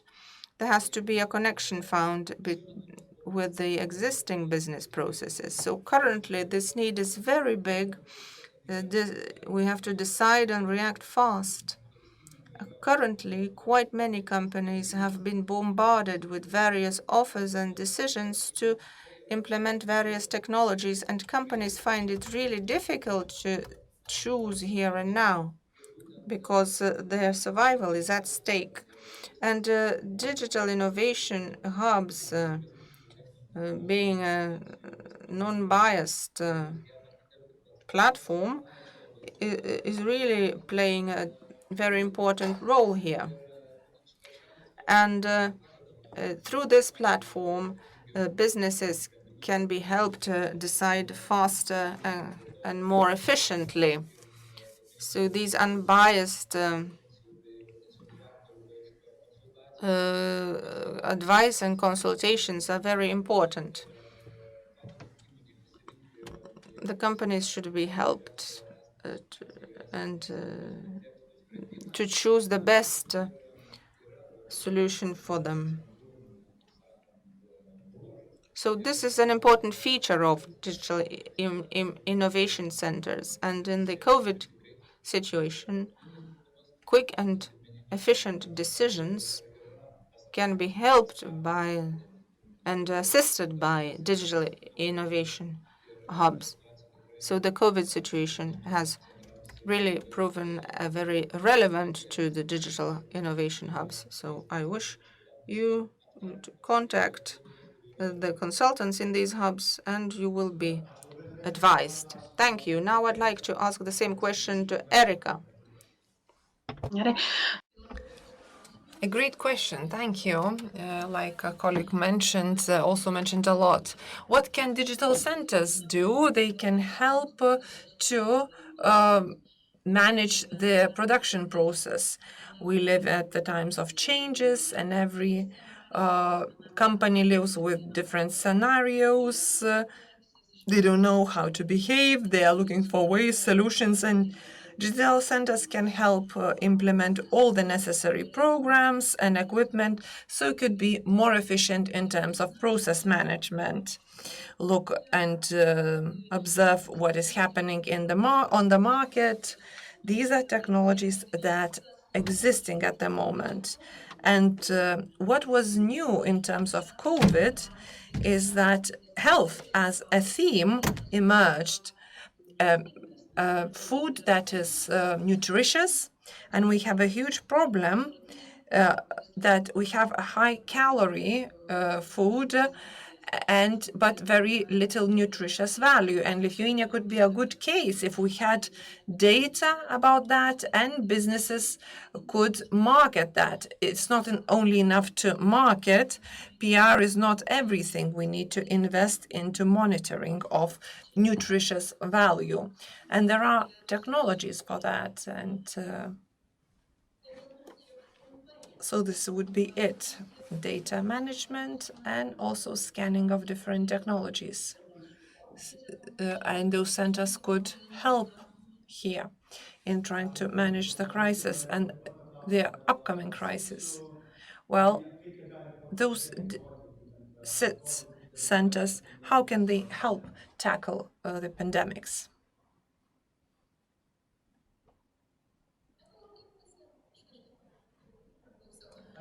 Why are you addressing me? Have you heard my question? I had your question. Well, the question is great. Just I didn't understand whether you're addressing me. Colleagues mentioned a lot about the main aspects where digital innovation centers could contribute in tackling COVID-19. Just a happy piece of news. For a long time on the internet, we could find a picture. There was a question, what prompted or encouraged the digitalization of your company, director, IT manager, or COVID-19? So here we could also look from a better point of view. COVID-19 helped us to digitalize. We need to look at the food chain, food supply chain in its general sense. Well, we heard a lot in terms of different experts. At the same time, the food chains remained the most resistant, and we need to strengthen them. Digitalization becomes one of the most important things.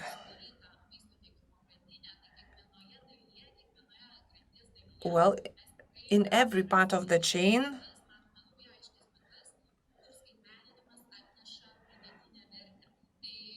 digitalization has to bring added value.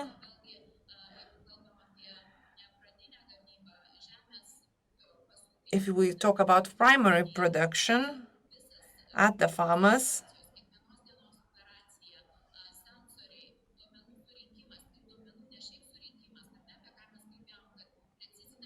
and collecting the data. Precision farming is not something new.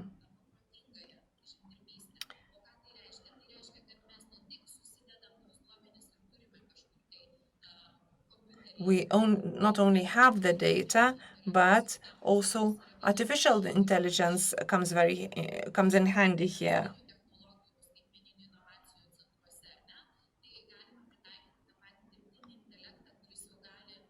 We can apply artificial intelligence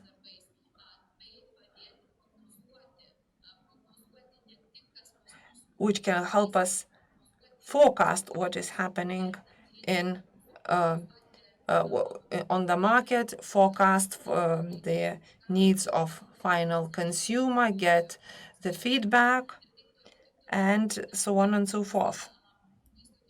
So we can go through the entire food chain and find very, very specific what the digitalization.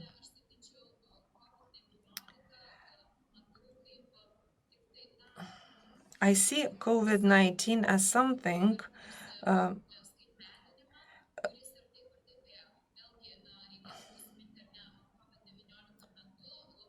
and during that encouraged things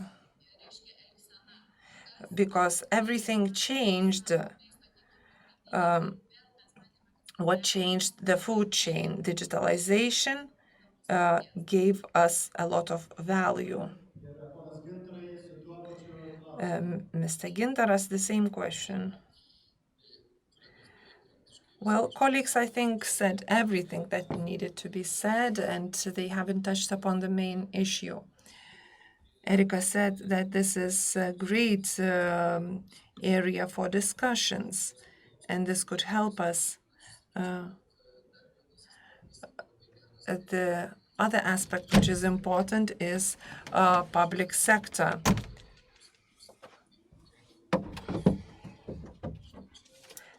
Is very important when fighting COVID.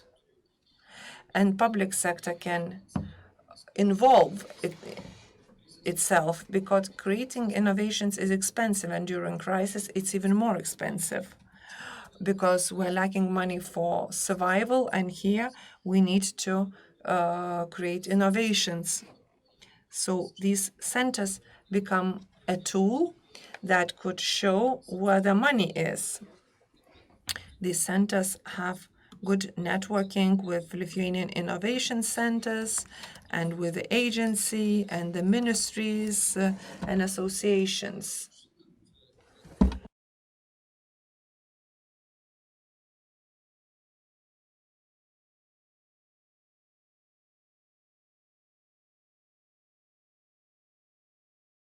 It's very important to be close to them, and the access to money in the European Union is very important.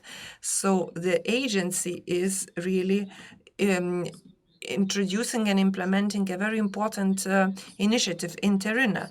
Within 9 months, via Horizon 2020, invested about 60 million euros into science and technologies. And a lot of things are implemented in Europe, and with the help of such initiative, we could access such projects and partners. And by the end of the year, 1 billion will be invested. Public finances are not only in Lithuania, and not only in Lithuania we have such public institutions. And we have to fight the pandemics and to create innovations, but we have to also use the potential in Europe. This is really an important tool. And the other tool that helps us to implement the policy, be entrepreneurial, is this. So this would be my main item, and I would like to encourage Lithuanian businessmen to address those centers. We are very often the ones who suffer on their own in silence, and we don't really address others. And these are really good centers that could give a real breakthrough. And as discussion participants said, this is a great platform, so address it, and it's going to be very, very good. Thank you very much to the discussion participants. Thank you very much and have a good day. Now we'll start another discussion, which is called Agri-Food Prospects in 2030. The future is now.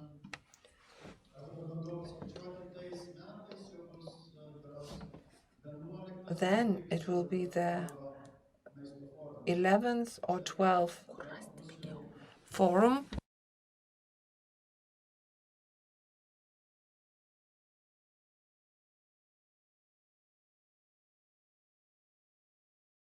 I will introduce our participants. Mr. Kasparas Jurgelionis, risk hedge fund, Iron Capital associate managing partner, Tomas Orlickas, National Paying Agency under the Ministry of Government Deputy Director.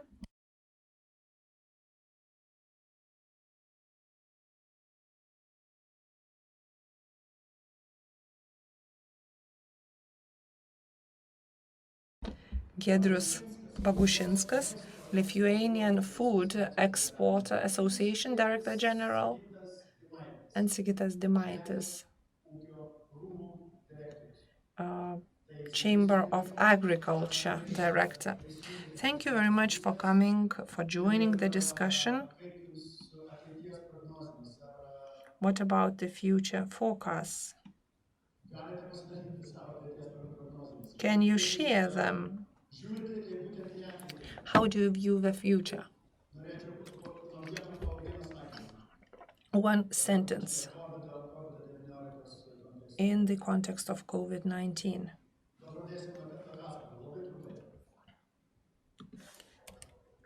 In the COVID-19 future forecasts, I think we see the light at the end of the tunnel. I think everything will be fine quite soon.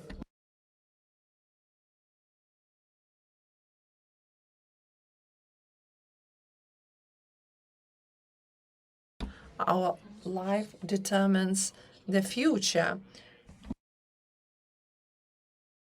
The pandemic was unexpected, but we learned a lot. We are ready for the future, for a bright future.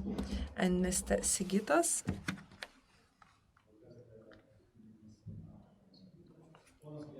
Mr. Giedrius? Well, talking about agri-food sector, the revolutions are slower. And the revolution in our stomachs will be much slower. A question to all of you. What would be the way forward in trying to think about the future? What about would be disruptive technologies? For example, insect-based food. There are new ways how to produce food in the future.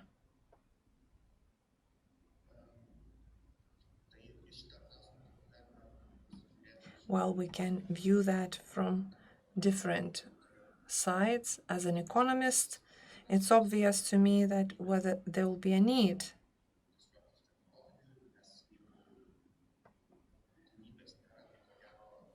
If there is no need, they would not be as aggressive to technologies as they're not necessary.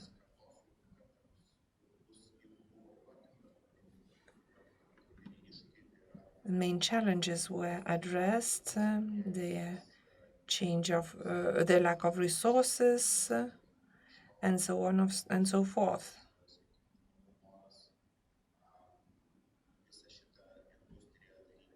This industry, there is a need to make this industry much more efficient. In general sense, if we looked at the general trends and food and protein-based food, now the major investments are not directed on that, or some 25% are directed on the major sources. The majority is on the efficiency, making more efficient agriculture. There are lots of technologies. We should start looking at the physics and other technologies.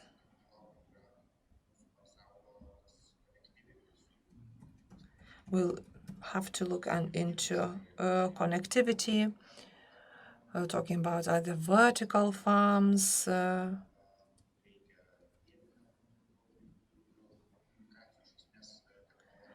local communication technologies, or some other decisions.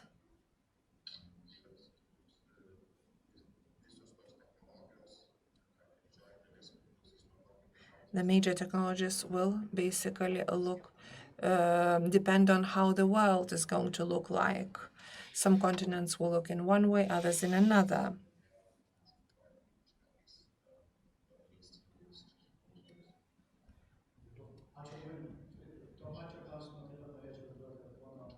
The same question goes for Mr. Thomas. Lithuania should not be lagging behind from other EU member states. The sector of agriculture is experiencing digital transformation or revolution, and our neighbors also focusing on that. We need to try to embark on those things. We shouldn't reinvent the wheel. So these things help us to remain competitive, because at the moment, currently, this is not really helping us. Our science institutions should work together with policymakers, because if we leave this work for the farmers, the progress will be, but it will be much slower, much more fragmented. It's not going to be useful to anyone.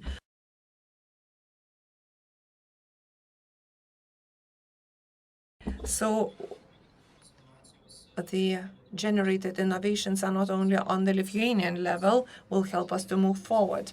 Lithuania is too small, and it's influenced on the EU level. Thank you very much. I'd like to ask Mr. Sigitas. I will repeat this question. Rinktas What road will be chosen to improve current technologies to create a breakthrough of disruptive technologies, for example, plant-based and food, gene engineering, which proves that there are new ways of creating food and farming? Mr. Sigitas. Hello, first of all. And unilaterally, this question cannot be answered straightforwardly. The new is the things that used to be old, but only improved. So these technologies should be improved, and the new technologies should be created.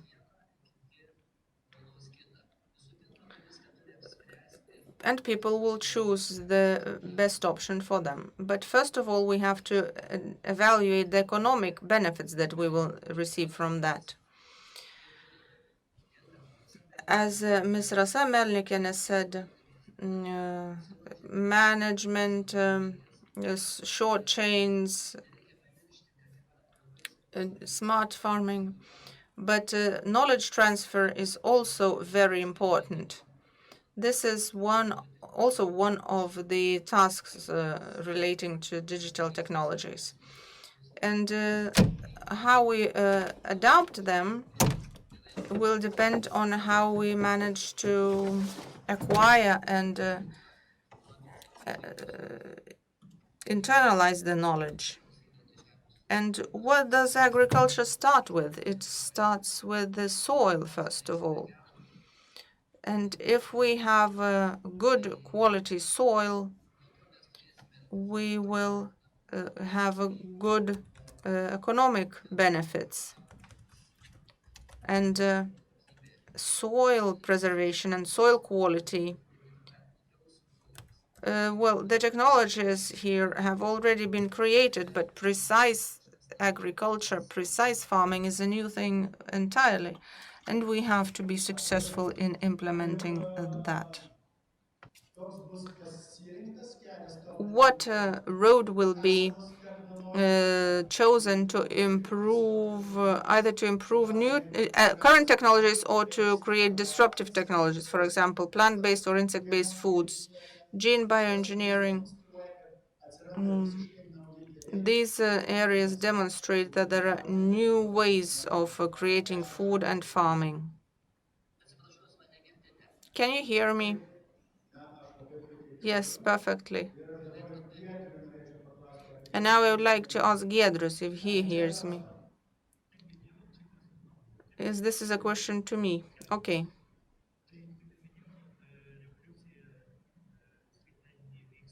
As I said, digital revolution is happening faster than food revolution because people are cautious what they put inside their mouth. And traditional industry will not disappear. The generation that will digitize the factories will also will have to deal with the traditional industry and the technology emergence.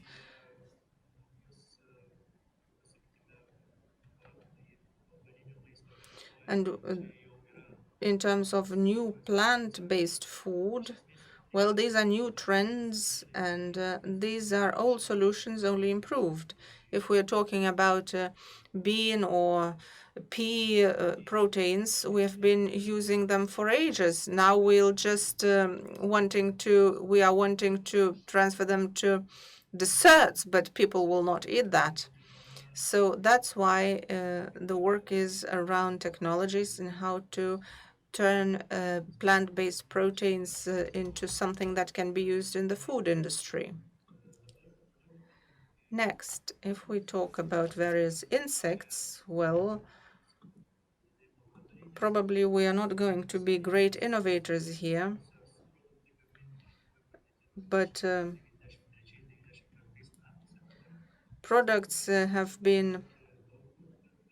these products have been used for many years, but the question is which families use them a lot? Probably very few, if at all. So are we going to eat that or taste that? We can taste anything, but what about eating them regularly? Insect proteins for Asians are everyday staple.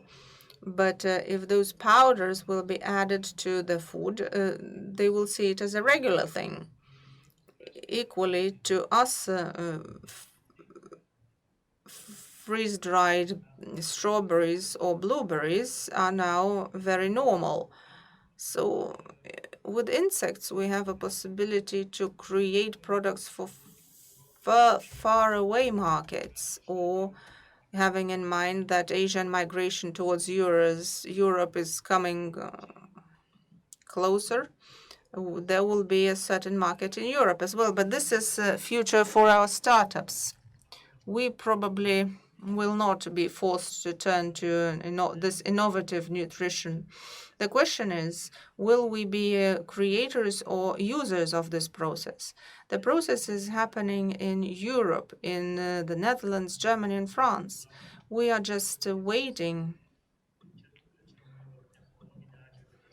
And technologically, I think we have to become also the creators if we want to be leaders. And the short chains will remain. And agriculture and real plants will be interesting to us, but they will be more and more expensive. Aluminium tools, several hundred years ago, they were more expensive than gold, but thanks to technologies, they became cheap. So some of the food will become cheap and very exotic. And now, so we will have a great choice, a variety of choice. Thank you very much. And now I would like to ask a question to all, namely where all the main investments will be directed in terms of private and public capital. Let us begin with Mr. Kasparas. Well, I will put aside public capital because I'm not a specialist in this area. And in terms of the private investment, let me start with our fund. We have made an investment into a company that provides a platform for farmers to manage their farms. And based on this, they create a product of artificial intelligence that will help, or in cases where farmers cannot hire, will replace an agronomist or agronomist knowledge, or will they will become accessible to a wider variety of farmers. For example, and a simple solution by a German startup via text messages. In Africa, he created a network thanks to which simple farmers could just ask our agronomists or farmers, ask questions that are self-explanatory to our farmers. And this has turned into a multi-million business because this has affected, sharing those messages has affected the productivity. So I believe that when we have a lot of data, this will become everyday tool. Other things that we're looking at are, for example, technologies of spectrometry that have been existing for a while now, but have been quite expensive. Now they have become cheaper. And they enable technology development, for example, sensors and other tools that will enable the provision of unbiased data. So we are mostly focusing on Baltic countries and Northern European countries, and what we think is important there. But globally, there are probably several areas where investments are being directed to, namely resource efficiency, as I said, various autonomous solutions, vertical farms, etc. Of course, animal and plant health is also an important branch into which investments are being made. So probably there are several areas where already now, or in a couple of years, people can forecast and calculate in Excel sheets what added value could be created. Blockchain and other technologies, similar technologies that are not as evident today,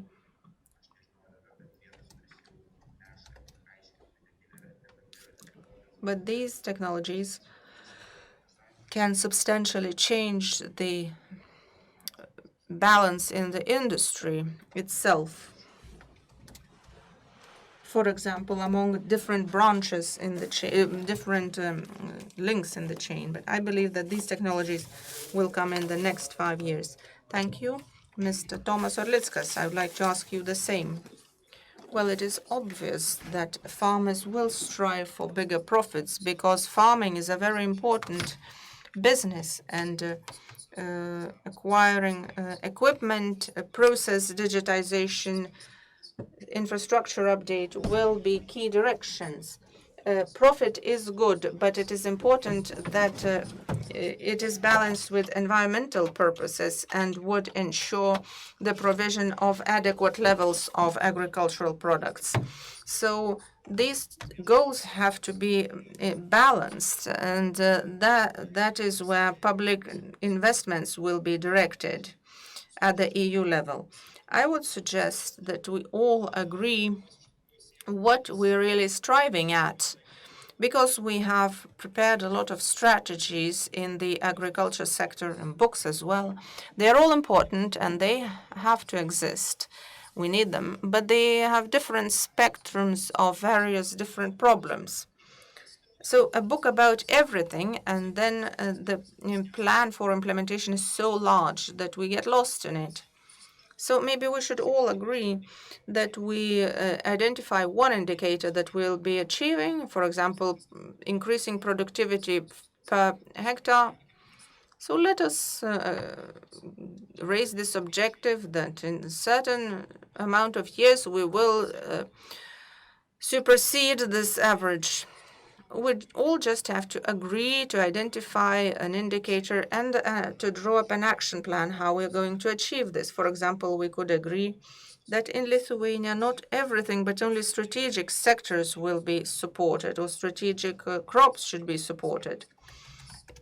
Only in certain places in Lithuania where soil is of adequate quality, where there are suitable, favorable climate conditions. Many other countries do this already. They instruct farmers what to grow and where and how, and only, yes, of course, you can grow whatever you want, but the country selects a direction, and if you grow specific crops, you can get support. In this way, the country can thus secure the supply of key produce. In the future, it's going to be even more efficient. The number of people is growing, and countries have to be able to provide for themselves. Next, it also increases the export. And the power in these markets is also increasing. Another general agreement could be that Lithuania should strive that each farmer in Lithuania should use at least one tool of precise farming, be it free satellite data, drones, or something else that could improve the life of farmers. This would be a win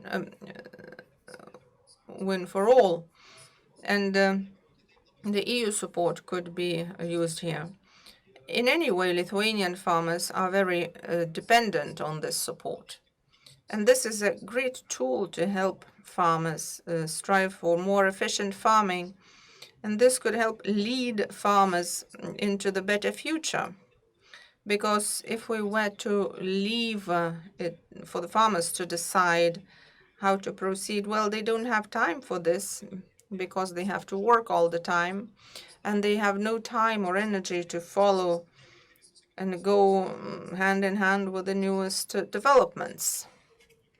So it would be really great if somebody would come and help them. So this help from the public sector would really be welcome and has to be planned.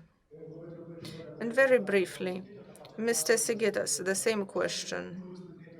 Where all the key investments will be directed in the public and private capital? Colleagues have already said a lot.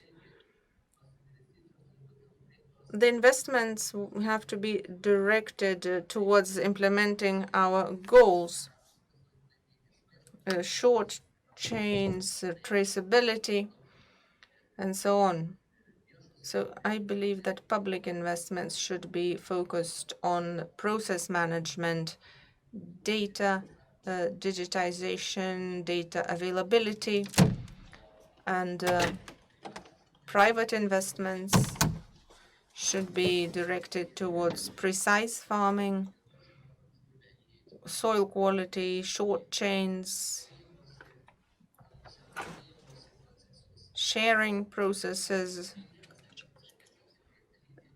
These things are not a goal in itself. They provide added value to farmers and to the society at large. Taip pat And Mr. Giedros, the same question goes to you. Very briefly, if you can. Well, public sector usually is focused on something that is not that does not pay back. So very briefly, I will make a joke. Maybe in the new prospect, we will need to have digital insects. So we need to solve who is going to maintain these insects. So we are generating technologies, but we don't know the consequences that need to be rectified. Well, these are public services that would need to be directed to that. Thank you very much for participation in this forum, and I would like to wish you all the best. Thank you very much for your insights. And I will start another discussion.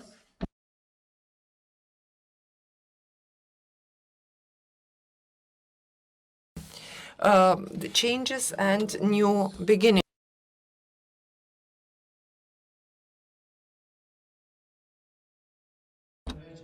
And I would like to introduce those speakers. Agro Concern Director General, Mr. Donatas Dailydė, Dojus Agro Director General, and Julius Podžiuvėlis,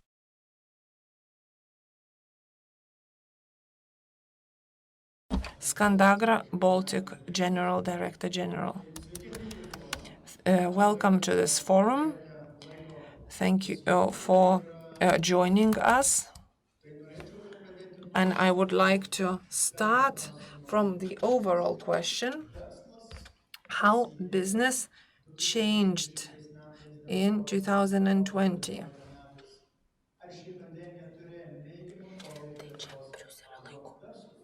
Whether this influenced business. Let me start from Edgaras Šakys.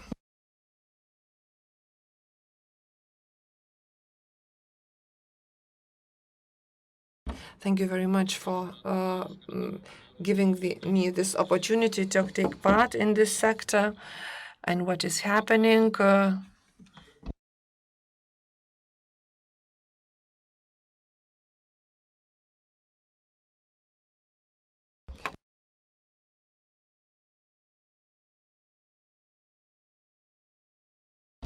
As regards COVID-19, the Lithuanian the 3 years were very difficult, were not really favorable for plants, but despite good financial results, we see that our farmers are not have not recovered. As regards our harvest, Lithuania has grown a record harvest, as our figures say, and having calculated chemical harvest composition can be established in the laboratories. And if we were to assess 8 million tons of the rapeseed harvest and also other type of harvest, as far as I know and as far as I can calculate, the used fertilizers, the contribution amount to 80%. We have to speak about sustainable farming, look after the soil, but the figures speak about themselves. When we speak about the Green Deal, we need to reduce the contributions to plant protection materials, and we see the reverse figure, and I believe that the state itself should calculate how we need to move forward.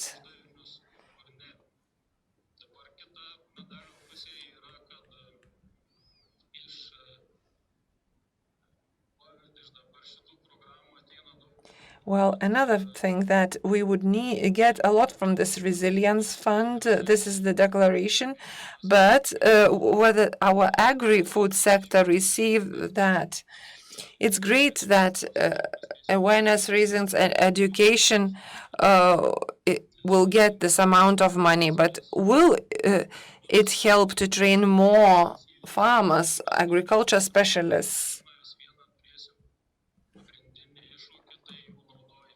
The challenge will be to use digitalization. If we were to look at this use and investment should be assessed as a separate industry. If we think about this investment, as the colleagues mentioned, where the big question is to what extent our farmers need that? How can we transform our knowledge and investment into the life of our farmers?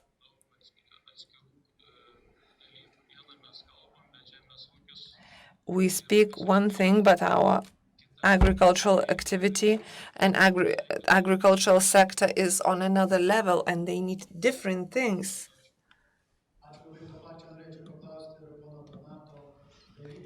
Let me ask Donatas Daily the same thing. I'm very happy to be here in the forum. I think these topics are very timely and very relevant. I would like to reiterate what Edvardas said. Agricultural cycle is different from that of the economic one. And if we were to look at the COVID effects to our overall economy, the dynamics is that much different. The businesses were quite ready for the second wave. The undistributed profit was bigger. So credit use reduced. So the psychological readiness was there for the crisis. The story in the agricultural sector is different. In the last 3 years, they experienced crisis. Harvests were record low due to unfavorable environmental conditions.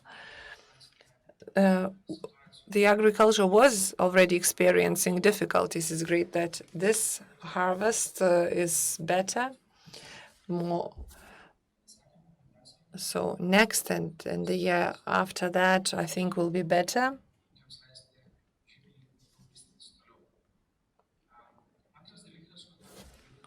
The second thing that needs to be mentioned, the debt of farms is smaller than in the neighboring countries. So we are in favor of the more conservative activity, but not too conservative. There are all the conditions to actually expand in other countries.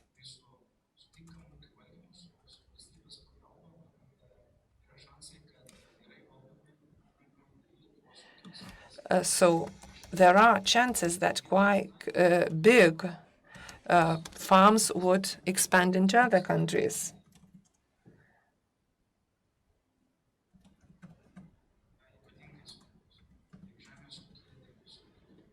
And this is very relevant in agriculture, socialization, new context.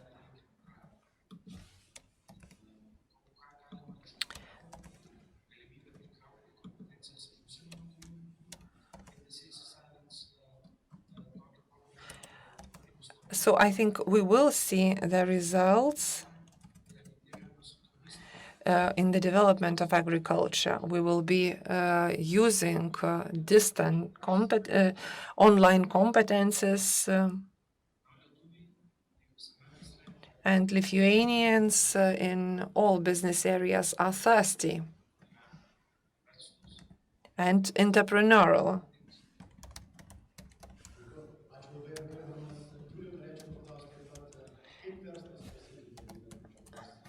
How has business changed, Mr. Julius, in those years? And has it changed?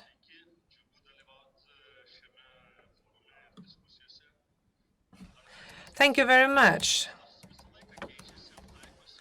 Has business changed? Yes, businesses change and adapt to the current environment. If we were to assess this year, I think this year were exceptional and favorable for our businessmen. We work in the area which is very dependent on the weather, and this factor influences a lot on our results. And the weather is unpredictable. It's very difficult to predict.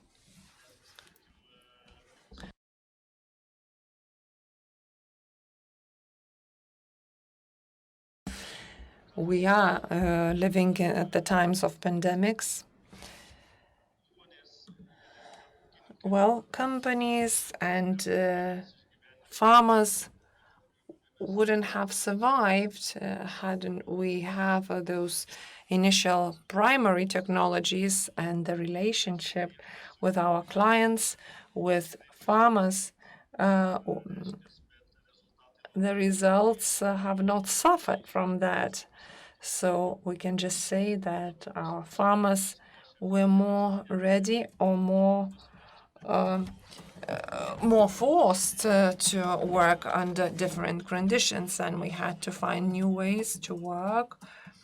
And quite a lot of our work are in farms, communicating with the farmer, the manager of the farm. And this relationship should have had to be changed, safeguarded by the client and by our worker. So we managed to adapt, and the weather helped us.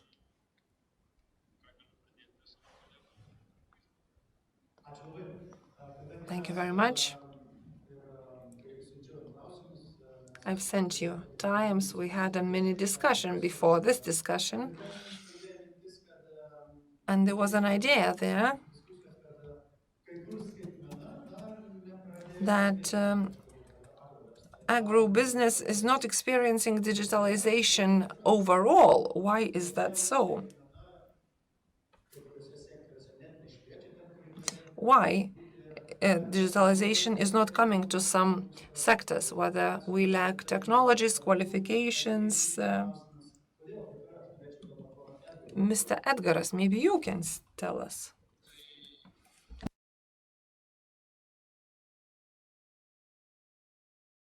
We face such problems every day, almost every day. It's been 3 years since we adopted the Agro program, and we try to disseminate it among the farmers.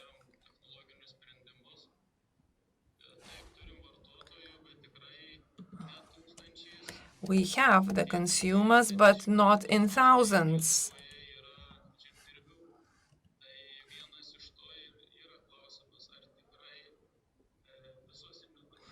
So the question is, we need to make them interested. We need to have certain areas.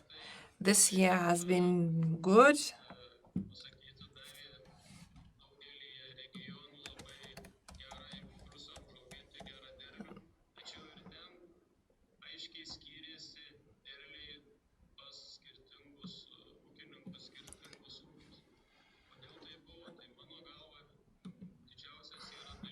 Why has it happened like that? The technologies have to be learned, how to be managed. And if we are getting bigger harvest in one place than in another, they have to be interested, zealous, and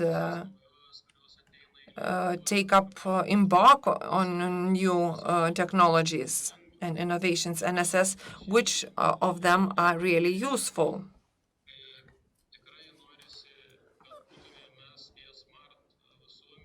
And if we want to be a smart society,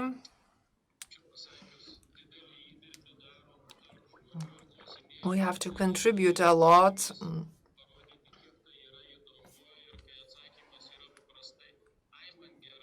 Sometimes people say that I am fine as I am, and I'm fine with a paper registry. Others have more smarter technologies.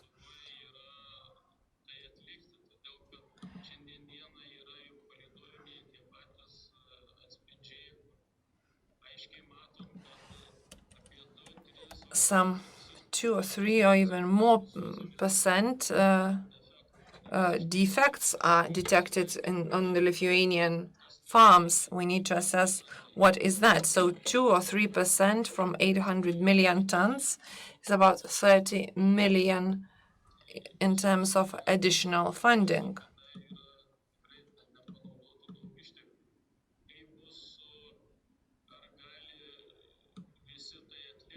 Can everybody do this? This is a simple question, I think. We had to learn we had to learn something from the very outset.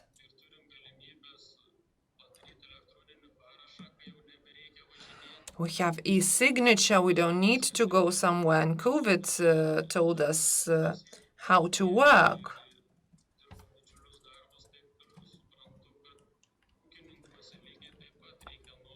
And amongst farmers, we need to wish for better things.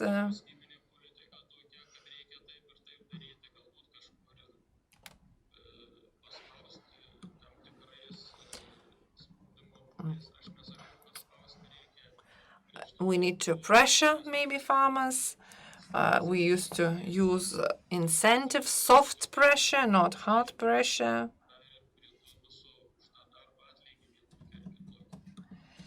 And in terms of remuneration,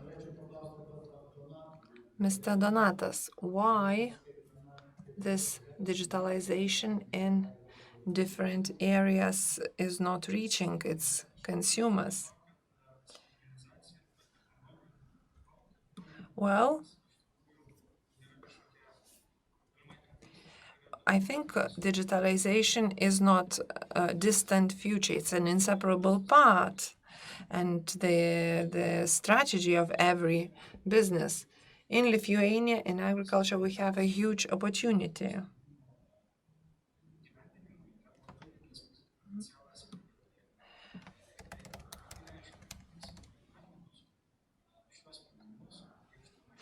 Implementing such solutions, that would mean more sustainable, profitable farms that would be environment friendly, and more in terms of production would have a better quality production.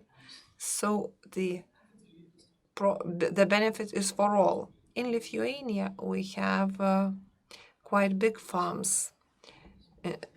The big farms are the first ones that want to make use of the technologies, make their work more efficient. So the implementation of technologies and the conditions for them are good. As regards the desire to use them, what do we see? The range here is big. There are farms that need technologies, not a lot of them. Some farms want to use all the possible technologies, and there are certain farms that want even more, develop the other technologies.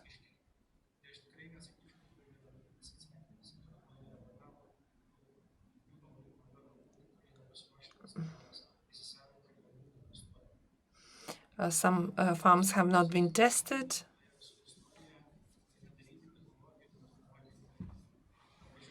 Well, technologies shouldn't be developed for the sake of technologies. They should serve our clients. This is the main thing. As regards smart agriculture, it's inseparable from sustainability. And sustainability with better resources also helps us to preserve the soil.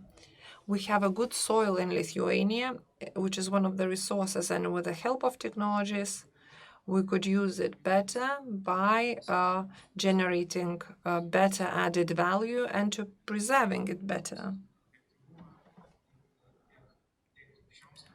And efficiency could be left for the future generations.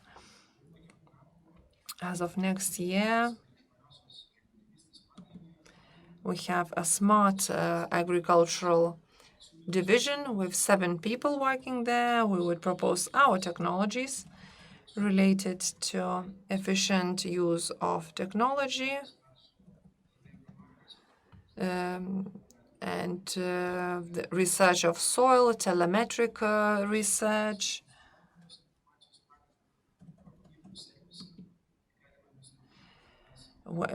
problem detection,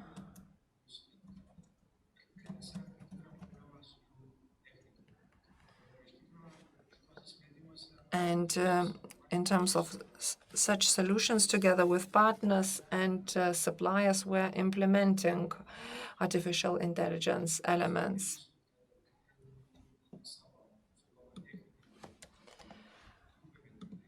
So we are, just to generalize, I would like to say that the value for the customer is most important of all technological solutions.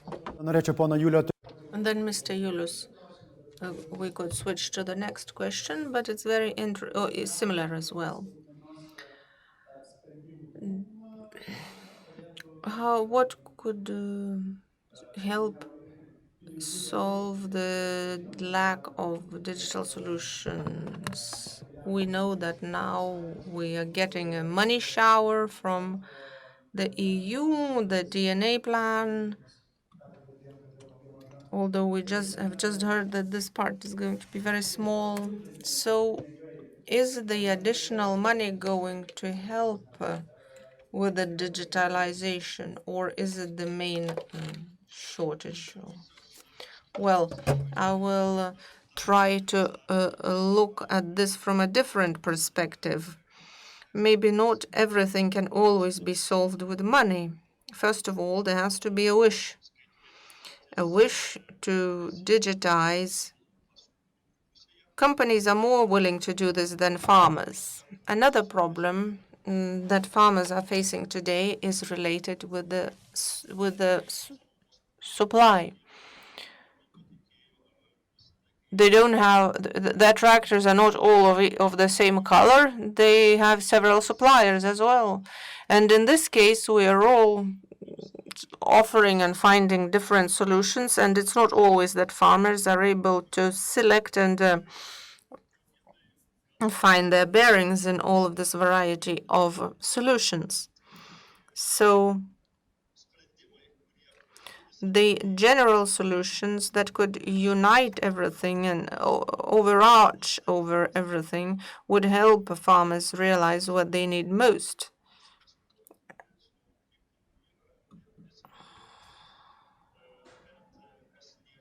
Well, as regards farmers,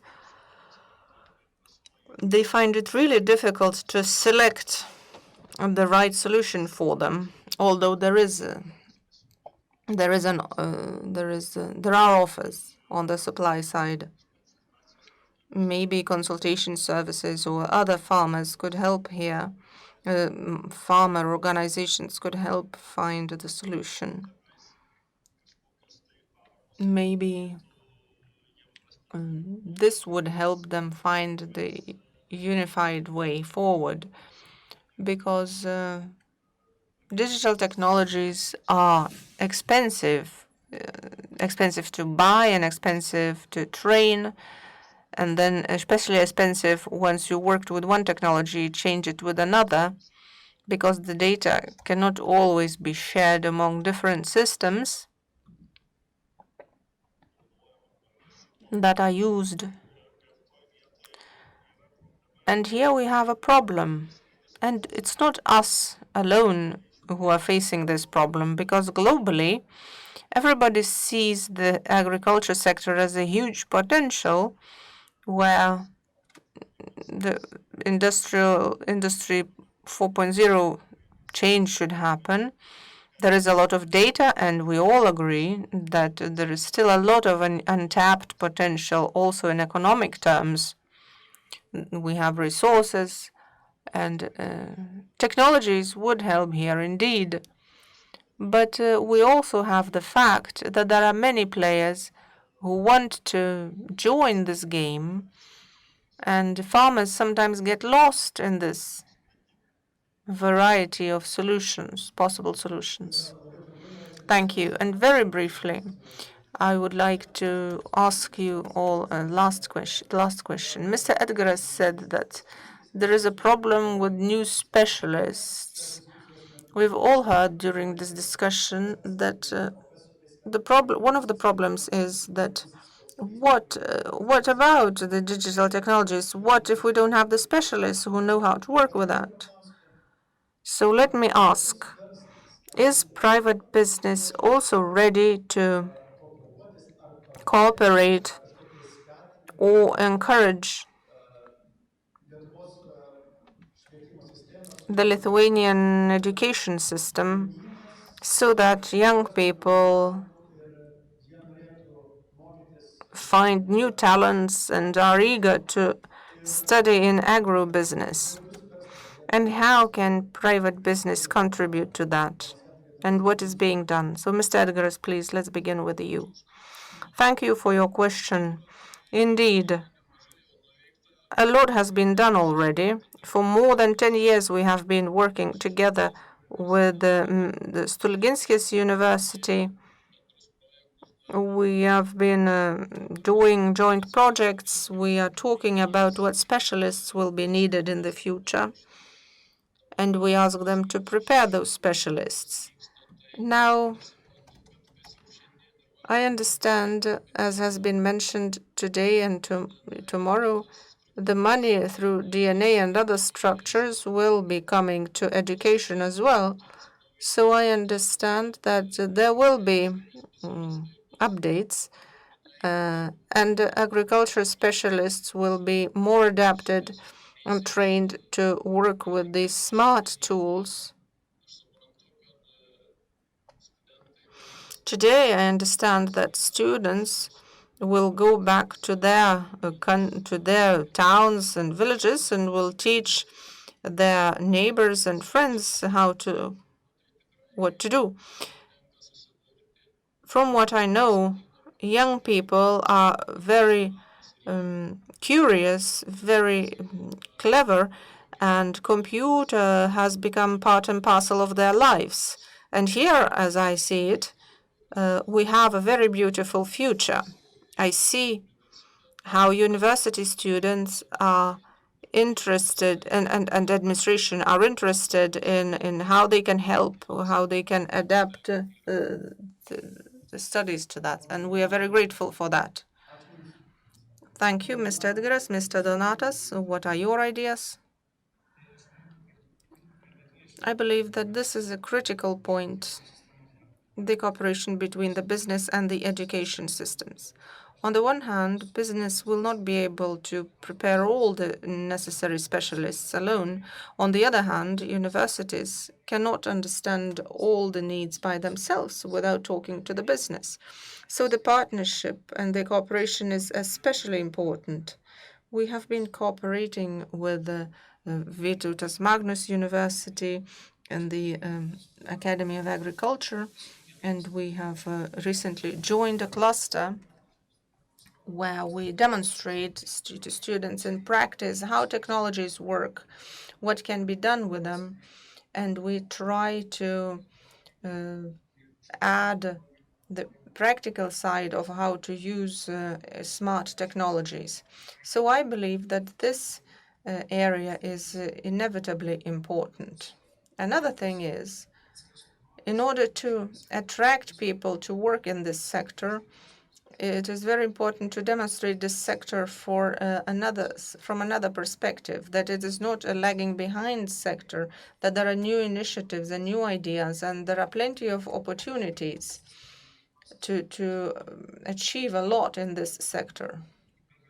So I believe that only by cooperating with the business and education we can achieve this. And Mr. Julius, what are your ideas? Well, very briefly, I could add that we are also working with the academy, but in broader terms,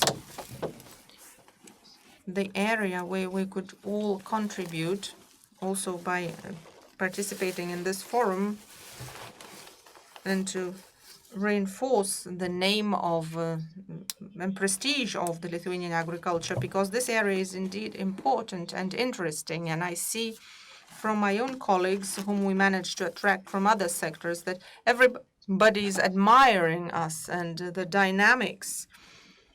We are working all in bright and modern offices or at home, depending on the situation, but it's a dynamic sector. And when we compare ourselves to the Scandinavian countries, there the prestige of agriculture is much higher. And in this area, in the broader sense, I believe that we have a room for improvement. We have to increase the value of the industry of agriculture. This would help us attract more talented students and people and professionals. And of course, we have to cooperate among ourselves and with the academic institutions in order to achieve better results. Wonderful. Thank you all very much for this wonderful discussion, for your interesting ideas. And we have to learn and learn again. This is very important, not only at universities, but also in the field. We have to learn everywhere and all the time. And that is my wish to you all. So thank you. And we will proceed to the next discussion. The next discussion is called Farming in the Digital Era. What are we ready for at this moment? Out of 3 participants, we so far have 2, but the 3rd participant, as I understand, will join during the discussion. So I would like to present the participants of the discussion. Mr. Aušrys Macijauskas, who is the head of the Lithuanian Agriculture Council. Hello. Mr. Karolis Šimas, who is president of the Lithuanian Grain Processors Association. And we should also be joined by Mr. Jonas Telmantas, who is the president of the Lithuanian Farmers Union. So it's a very interesting era, a very interesting discussion. And let me ask right away, and this is a question to all of you,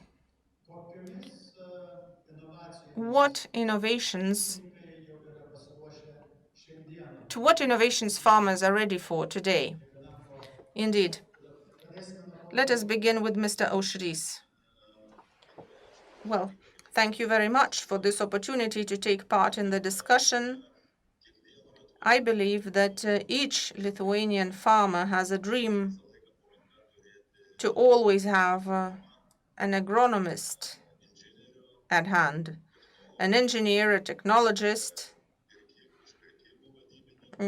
sales manager, and sales representative who could always provide objective and unbiased information. So indeed, all of these services can be provided by AI. I am absolutely sure of that. I don't know how long it's going to take until we can rely on this AI, because it has not been developed yet. But I remember 1992 when I bought my first PC, and then only enthusiasts would use computers. There was an DOS or operation system where each command had to be entered in a separate row, and you had to know the computer language. And indeed, that was only for the select few. However, almost 30 years have passed, and today computers are used by small children because these technologies have become popular and accessible to all. I believe that in the near future, farmers will also be able to use these technologies. Although today, in fact, only some fragments are accessible to farmers. There is incompatibility among systems, a variety of programs and technologies.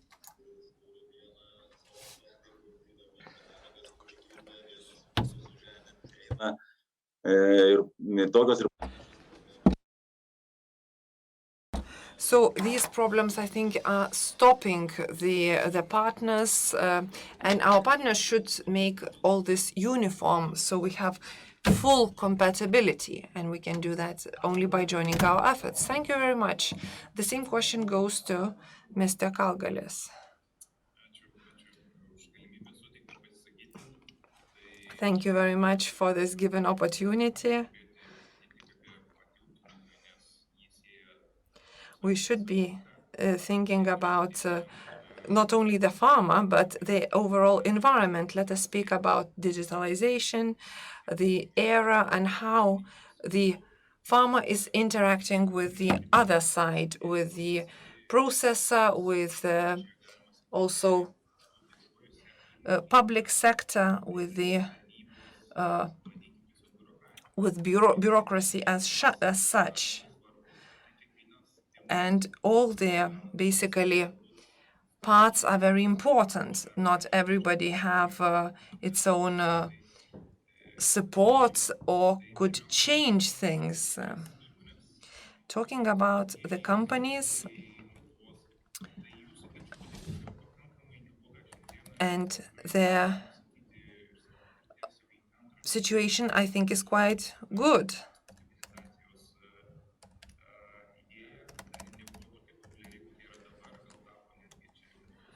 I think this is the idea that we need to digitalize, and our companies have completed their homework, which is good.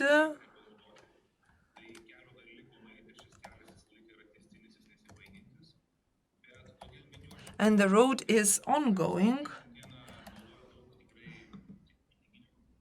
I think that our companies are using this resource.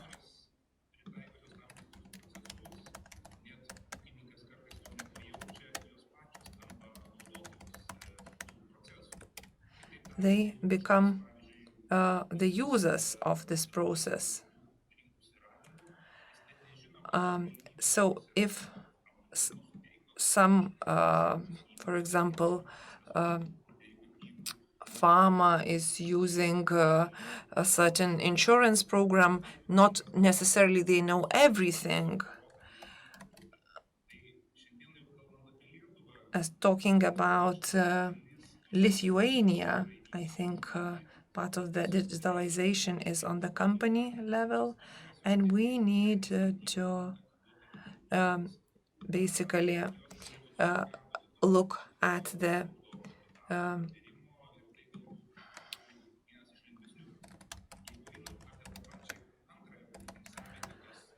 overall context.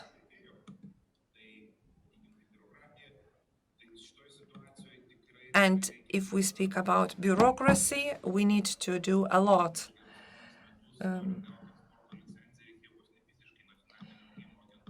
So if we had to physically go to the National Payment Agency and so on and so forth, we needed to return the document. Now the primitive processes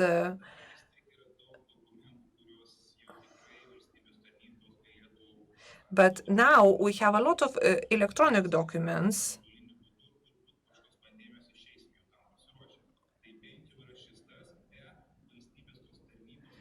But state institutions and state sector is lagging behind from the analysts. And I think the lack of analytical resources is our weak point.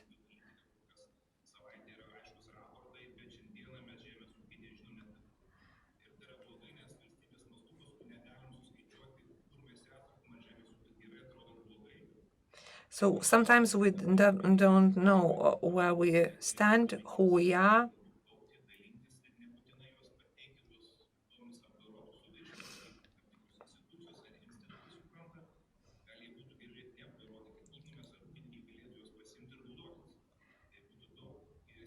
This would be a better use going forward. And the farmer, how he or she is ready. We should differentiate from small and bigger farmer. A small farmer, I think, doesn't need so many processes. They need maybe one program, the logistics module, and a farmer might need very little to see the accounting, the processes, and maybe they could then forecast the future and manage the processes better. The bigger farmer faces bigger problems because they act as a company. They have staff, they have people, logistics models, and so on and so forth, accounting models, and operative management of resources, KPIs, and so on and so forth. That requires a lot of programs and know-how. And it becomes difficult whether a farmer needs to become a company, invest a lot, or maybe they need a better program decision with partial integration, remote control, and so on and so forth. And to calculate the value. So I think this is an area for improvement, and maybe this could be a really good way to start working with companies. Better management of data could also help us.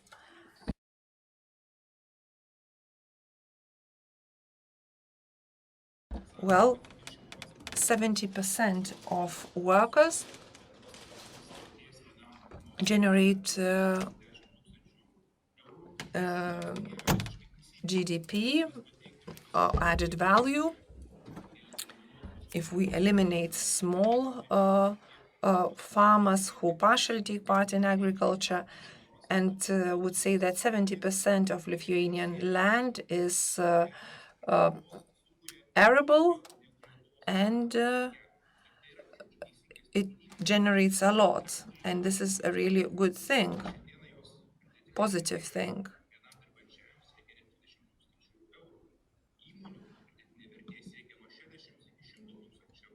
So I think companies, when applying these processes, can be really efficient and generate added value. So sometimes having the data could enable us to see our areas for improvement, manage resources better.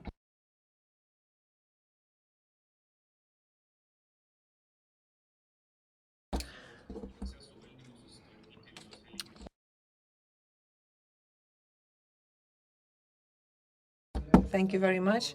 Thank you. Let me welcome Mr. Jonas, who joined us.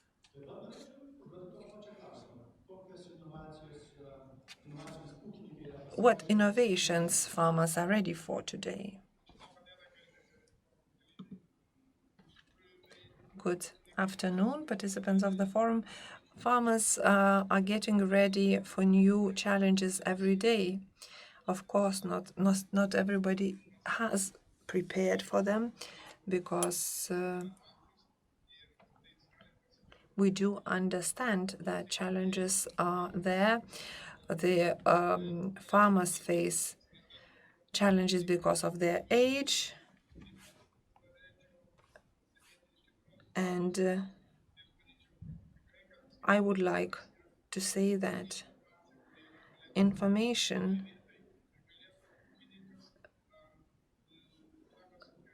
should be passed on, and the agricultural subjects should act as a server and get information.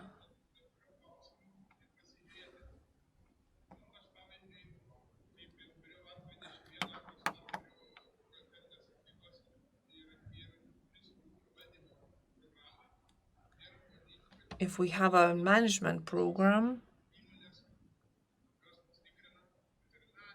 there are companies that check us, monitor us, fire emergency services, plant protection agency.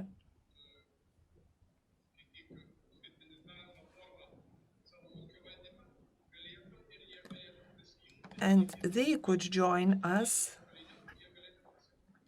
via this program, because it has been coordinated. And then it becomes clear if you look at the program, looking at the plant protection tools.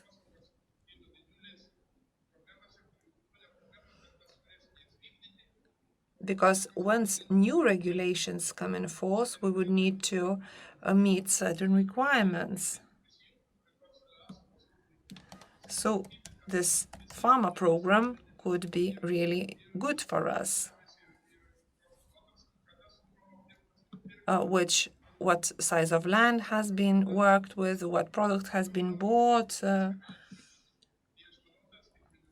And I do believe that digitalization that comes into the practice of agriculture will help us. But of course, we need skills for that. But I do hope we'll be able to implement that.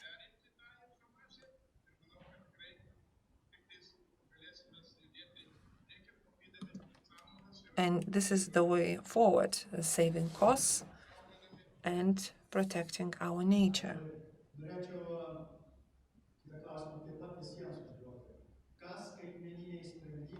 What digital solutions could change in the near 5 years? Mr. Macijauskas maybe could start. Well, colleagues focused more on the management of business, accounting programs, but let me speak about the management of technology, about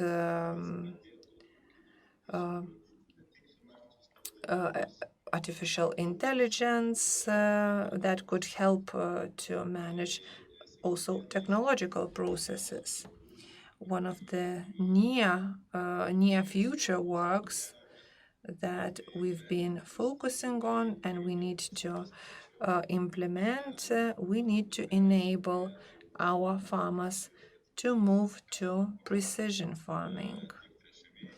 When the fertilized products and the plant protection materials are only disseminated where the need is. But if we want the digital system or this artificial intelligence to manage the processes, we need a starting position, because this cannot read from our notebook and cannot take a look how our products look like. They cannot go and see how the cow is doing. So we need to do that in a really accessible form. And here, the state should take things into account and should interfere more and would need to fund these works, because advanced methods, advanced farms use these methods. They use the smart fertilizing equipment, so they put everything where it needs to be put. If we need to do everything on the state level, this should be coming from the state, and we should have the equipment to understand this efficiently. So we would have a real effect in 5 years, and the groundwater pollution would diminish. Also, nitrogen loss would be reduced, and here the European Union Sentinel and satellite program is very handy here. That could help us to provide really good quality satellite photos of 2 or 3 days. And by using them, we could also spray fertilizers. In the future, we most probably be able to identify the pests and also weeds, or also detect the temperature of cows. And we could have a real breakthrough in precision fertilization. I would like to ask the same question to Jonas Talmantas. What digital solutions could help in the near, and how they could help in the near future? I would like to reiterate what Mr. Macijauskas said, and I completely agree with him that saving the planet is very important. But also, I would like to mention that funding should be in place. Nacionalinio biudžeto, kadangi žinom. Funding should be considered both from Lithuanian and EU budget because at the national level we are focusing on planned crop farming. And now for 5 or 7 years crop farms have not been allocated any financing through the rural development program. So I believe that if the situation continues, if there is no attention and financing paid to this, we will stay where we are. But if the new government and the new minister will focus or analyze the situation, or maybe they are watching the forum, listening to it, they should pay attention to this. And with financing, I believe that in 5 years' time there will be a breakthrough, and not only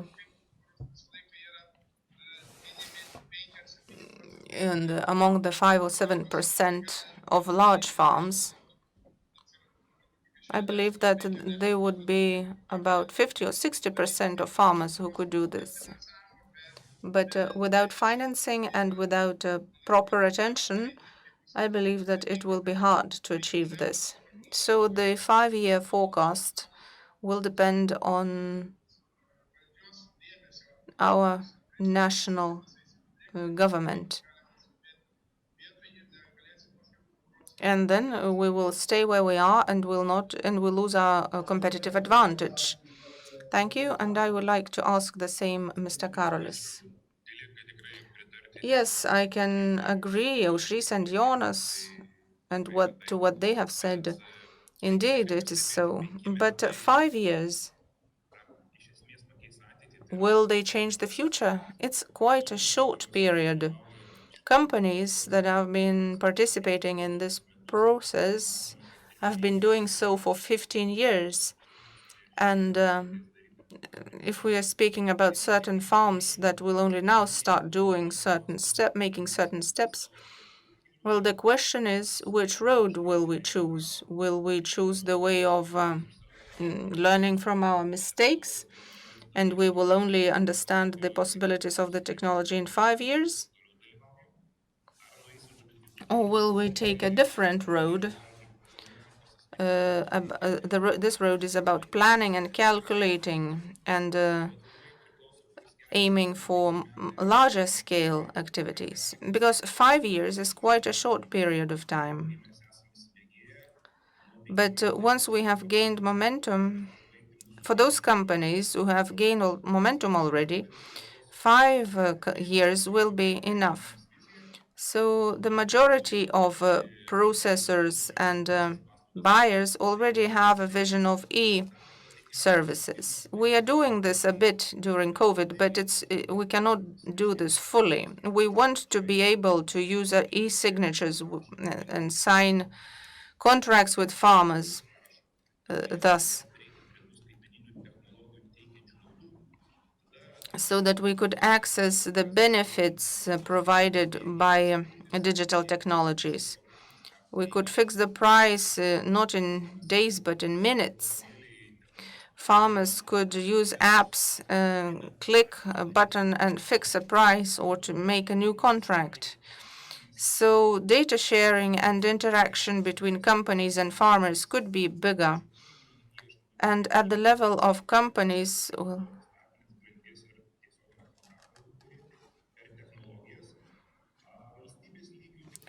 at the level of the government, processes are very slow. At least at the level of documents, they could become electronic, and that would be good already. And at the level of farmers, in 5 years, we will see a lot of different disproportions. Curious farmers go faster, while others are only starting to look at this. But I'm not pessimistic even in terms of the smaller farmers, because computer literacy is not necessary, because now we have smartphones and other devices, and farmers can use them. You don't need to use a computer. You can use a smartphone, and simplified apps can easily interact. And even those who don't like technologies could reap added value from this. So I believe that a good businessman is the one who manages figures. And how can you manage figures if they are only in your head or a notebook? The best way is to implement digital software, digital programs,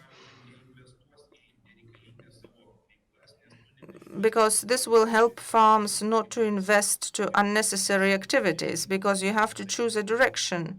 And how can you choose the direction if you don't know your own costs?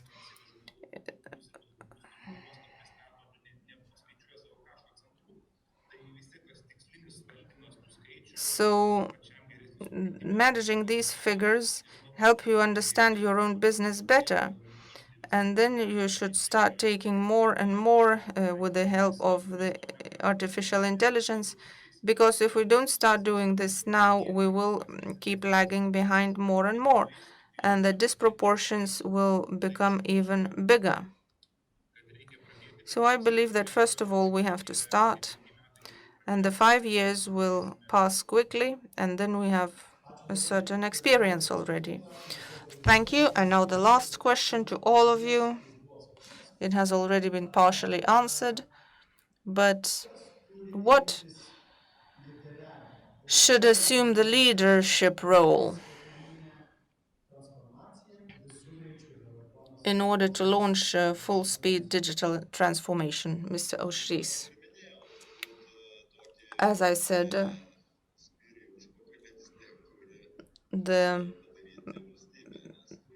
the government should be the initiator, because farmers are inertic people.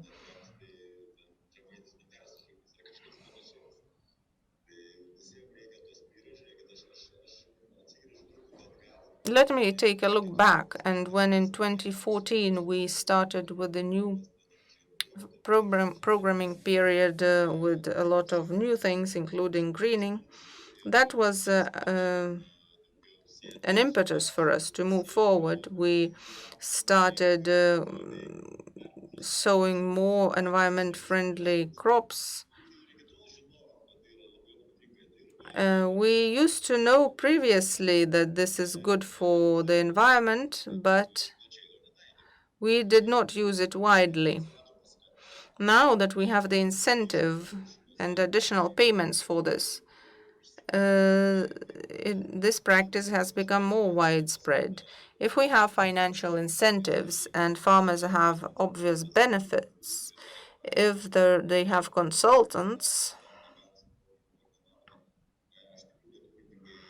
I believe that farmers will be braver to invest even into the simple farm management program that will maybe later on translate into technological things. But we have to have incentives, training, education. I am very hopeful about the education reform to be carried out by the new governing majority. And our partners and the industry should also contribute to that.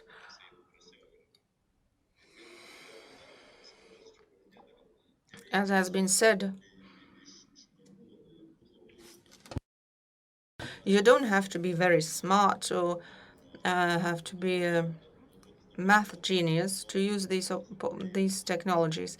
They simply have to be available, as we have available today a washing machine, a refrigerator, or a phone. Everybody can use them. You simply have to know what you want. Technologies have to become simpler and cheaper, and farmers have to be more curious and educated. And they have to have incentives from the government and the EU. Thank you. Mr. Jonas, you have almost answered this question, but maybe you would like to add something still. Who should assume the leader's role?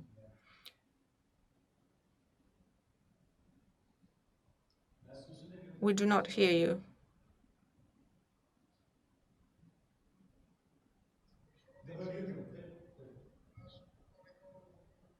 I agree with Aušrys and Karolis that leaders have to lead, the leaders who have the financing and support. If there are no incentives, there will be nobody willing to follow the leaders.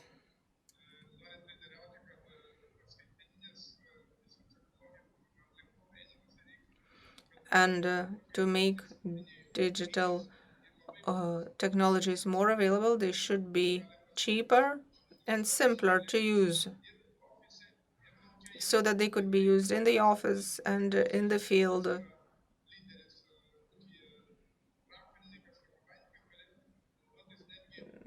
so that tractor drivers could even use these programs. And in order to lead for the new financial perspective, a lot of focus is on the Green Deal, on environment and CO2 emissions.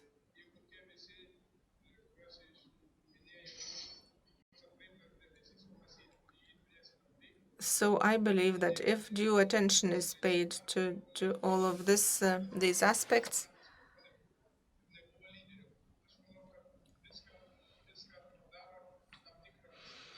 incentives can do a lot. And with incentives, medium and small farms will also use this possibility. And if there are incentives, we will have a lot of leaders in the farming industry. It is important to ensure proper leadership and proper direction of the information and finances. Thank you. Mr. Karlis, your ideas? Colleagues have rightly noted the fact that we always tend to put money in the first place, but this is the fact. I don't say that the money has to be there always. It's like a candy to attract people. When you don't know what it is, you give them a candy, and then you experience something and you want to do it again. So financing there has to be, especially in this case when we don't have much experience with this yet. Afterwards, it is very important to understand the benefits and the possibilities of the technologies themselves, because today a lot of technologies have been developed, but not of them can be adaptable. So we have to have an agency, a coordinating agency that could moderate the process or explain more about the use of this technology so that farmers themselves could see the benefits for themselves, because then they will be willing to invest their own money. The third thing is not to forget the experience of companies themselves, because they have been investing in technologies for decades and they have all the newest technologies. But along with the e-signatures, individual accounting could also become reality. But the main coordinator should be one in order to move forward. Of course, today the coordinator is the Ministry of Agriculture. But when this ministry is changing every 2 years, it's important to ensure that this is a long-term project. So if the Ministry of Agriculture will stay as a coordinator to maintain the direction, I think this would be healthy for the community, and it would be healthy to have constant, regular meetings on this topic. Then we would be really encouraged in terms of all these questions, because so far we have only been discussing in abstract terms. But Of course, there could be a group of people, but then it would be difficult to align the interests. It would be good to have somebody who is not partial. Thank you. Thank you very much for your ideas, for your participation. And I would like to finish our last discussion. And now the time has come to announce that the forum is drawing to an end. With your permission, I would like to once again name the companies and organizations without which this second Agri-Food Forum would have been impossible. So the organizers of this forum, Agri-Food Lithuania DIH, and Digital Innovation Hub, uniting science, research, business, and society. Another organizer is the European Parliament office in Lithuania. The partner of the event is MITA, the Science, Innovation and Technology Agency, as well as the main patron of this event is Art21. It's an agri-food sector innovation and digital technology developer. And of course, we would like to thank you, dear participants of the forum, on the other side of the screen. It is wonderful that you have been so many. As I said at the beginning of the forum, yesterday we had almost 1,000 viewers. Today we don't know yet, but let's hope that you are even more. We also hope that we have managed to answer many of your questions, have enriched you at least by one good idea that will help all of us to survive this nasty virus and this nasty epidemic. We do hope that you have heard one of the key messages we wanted to send you, that by working together, by uniting our forces, we will be able to achieve much more. But this is probably a topic for next year. Hopefully, we can meet again live then. The Jews have a wonderful saying.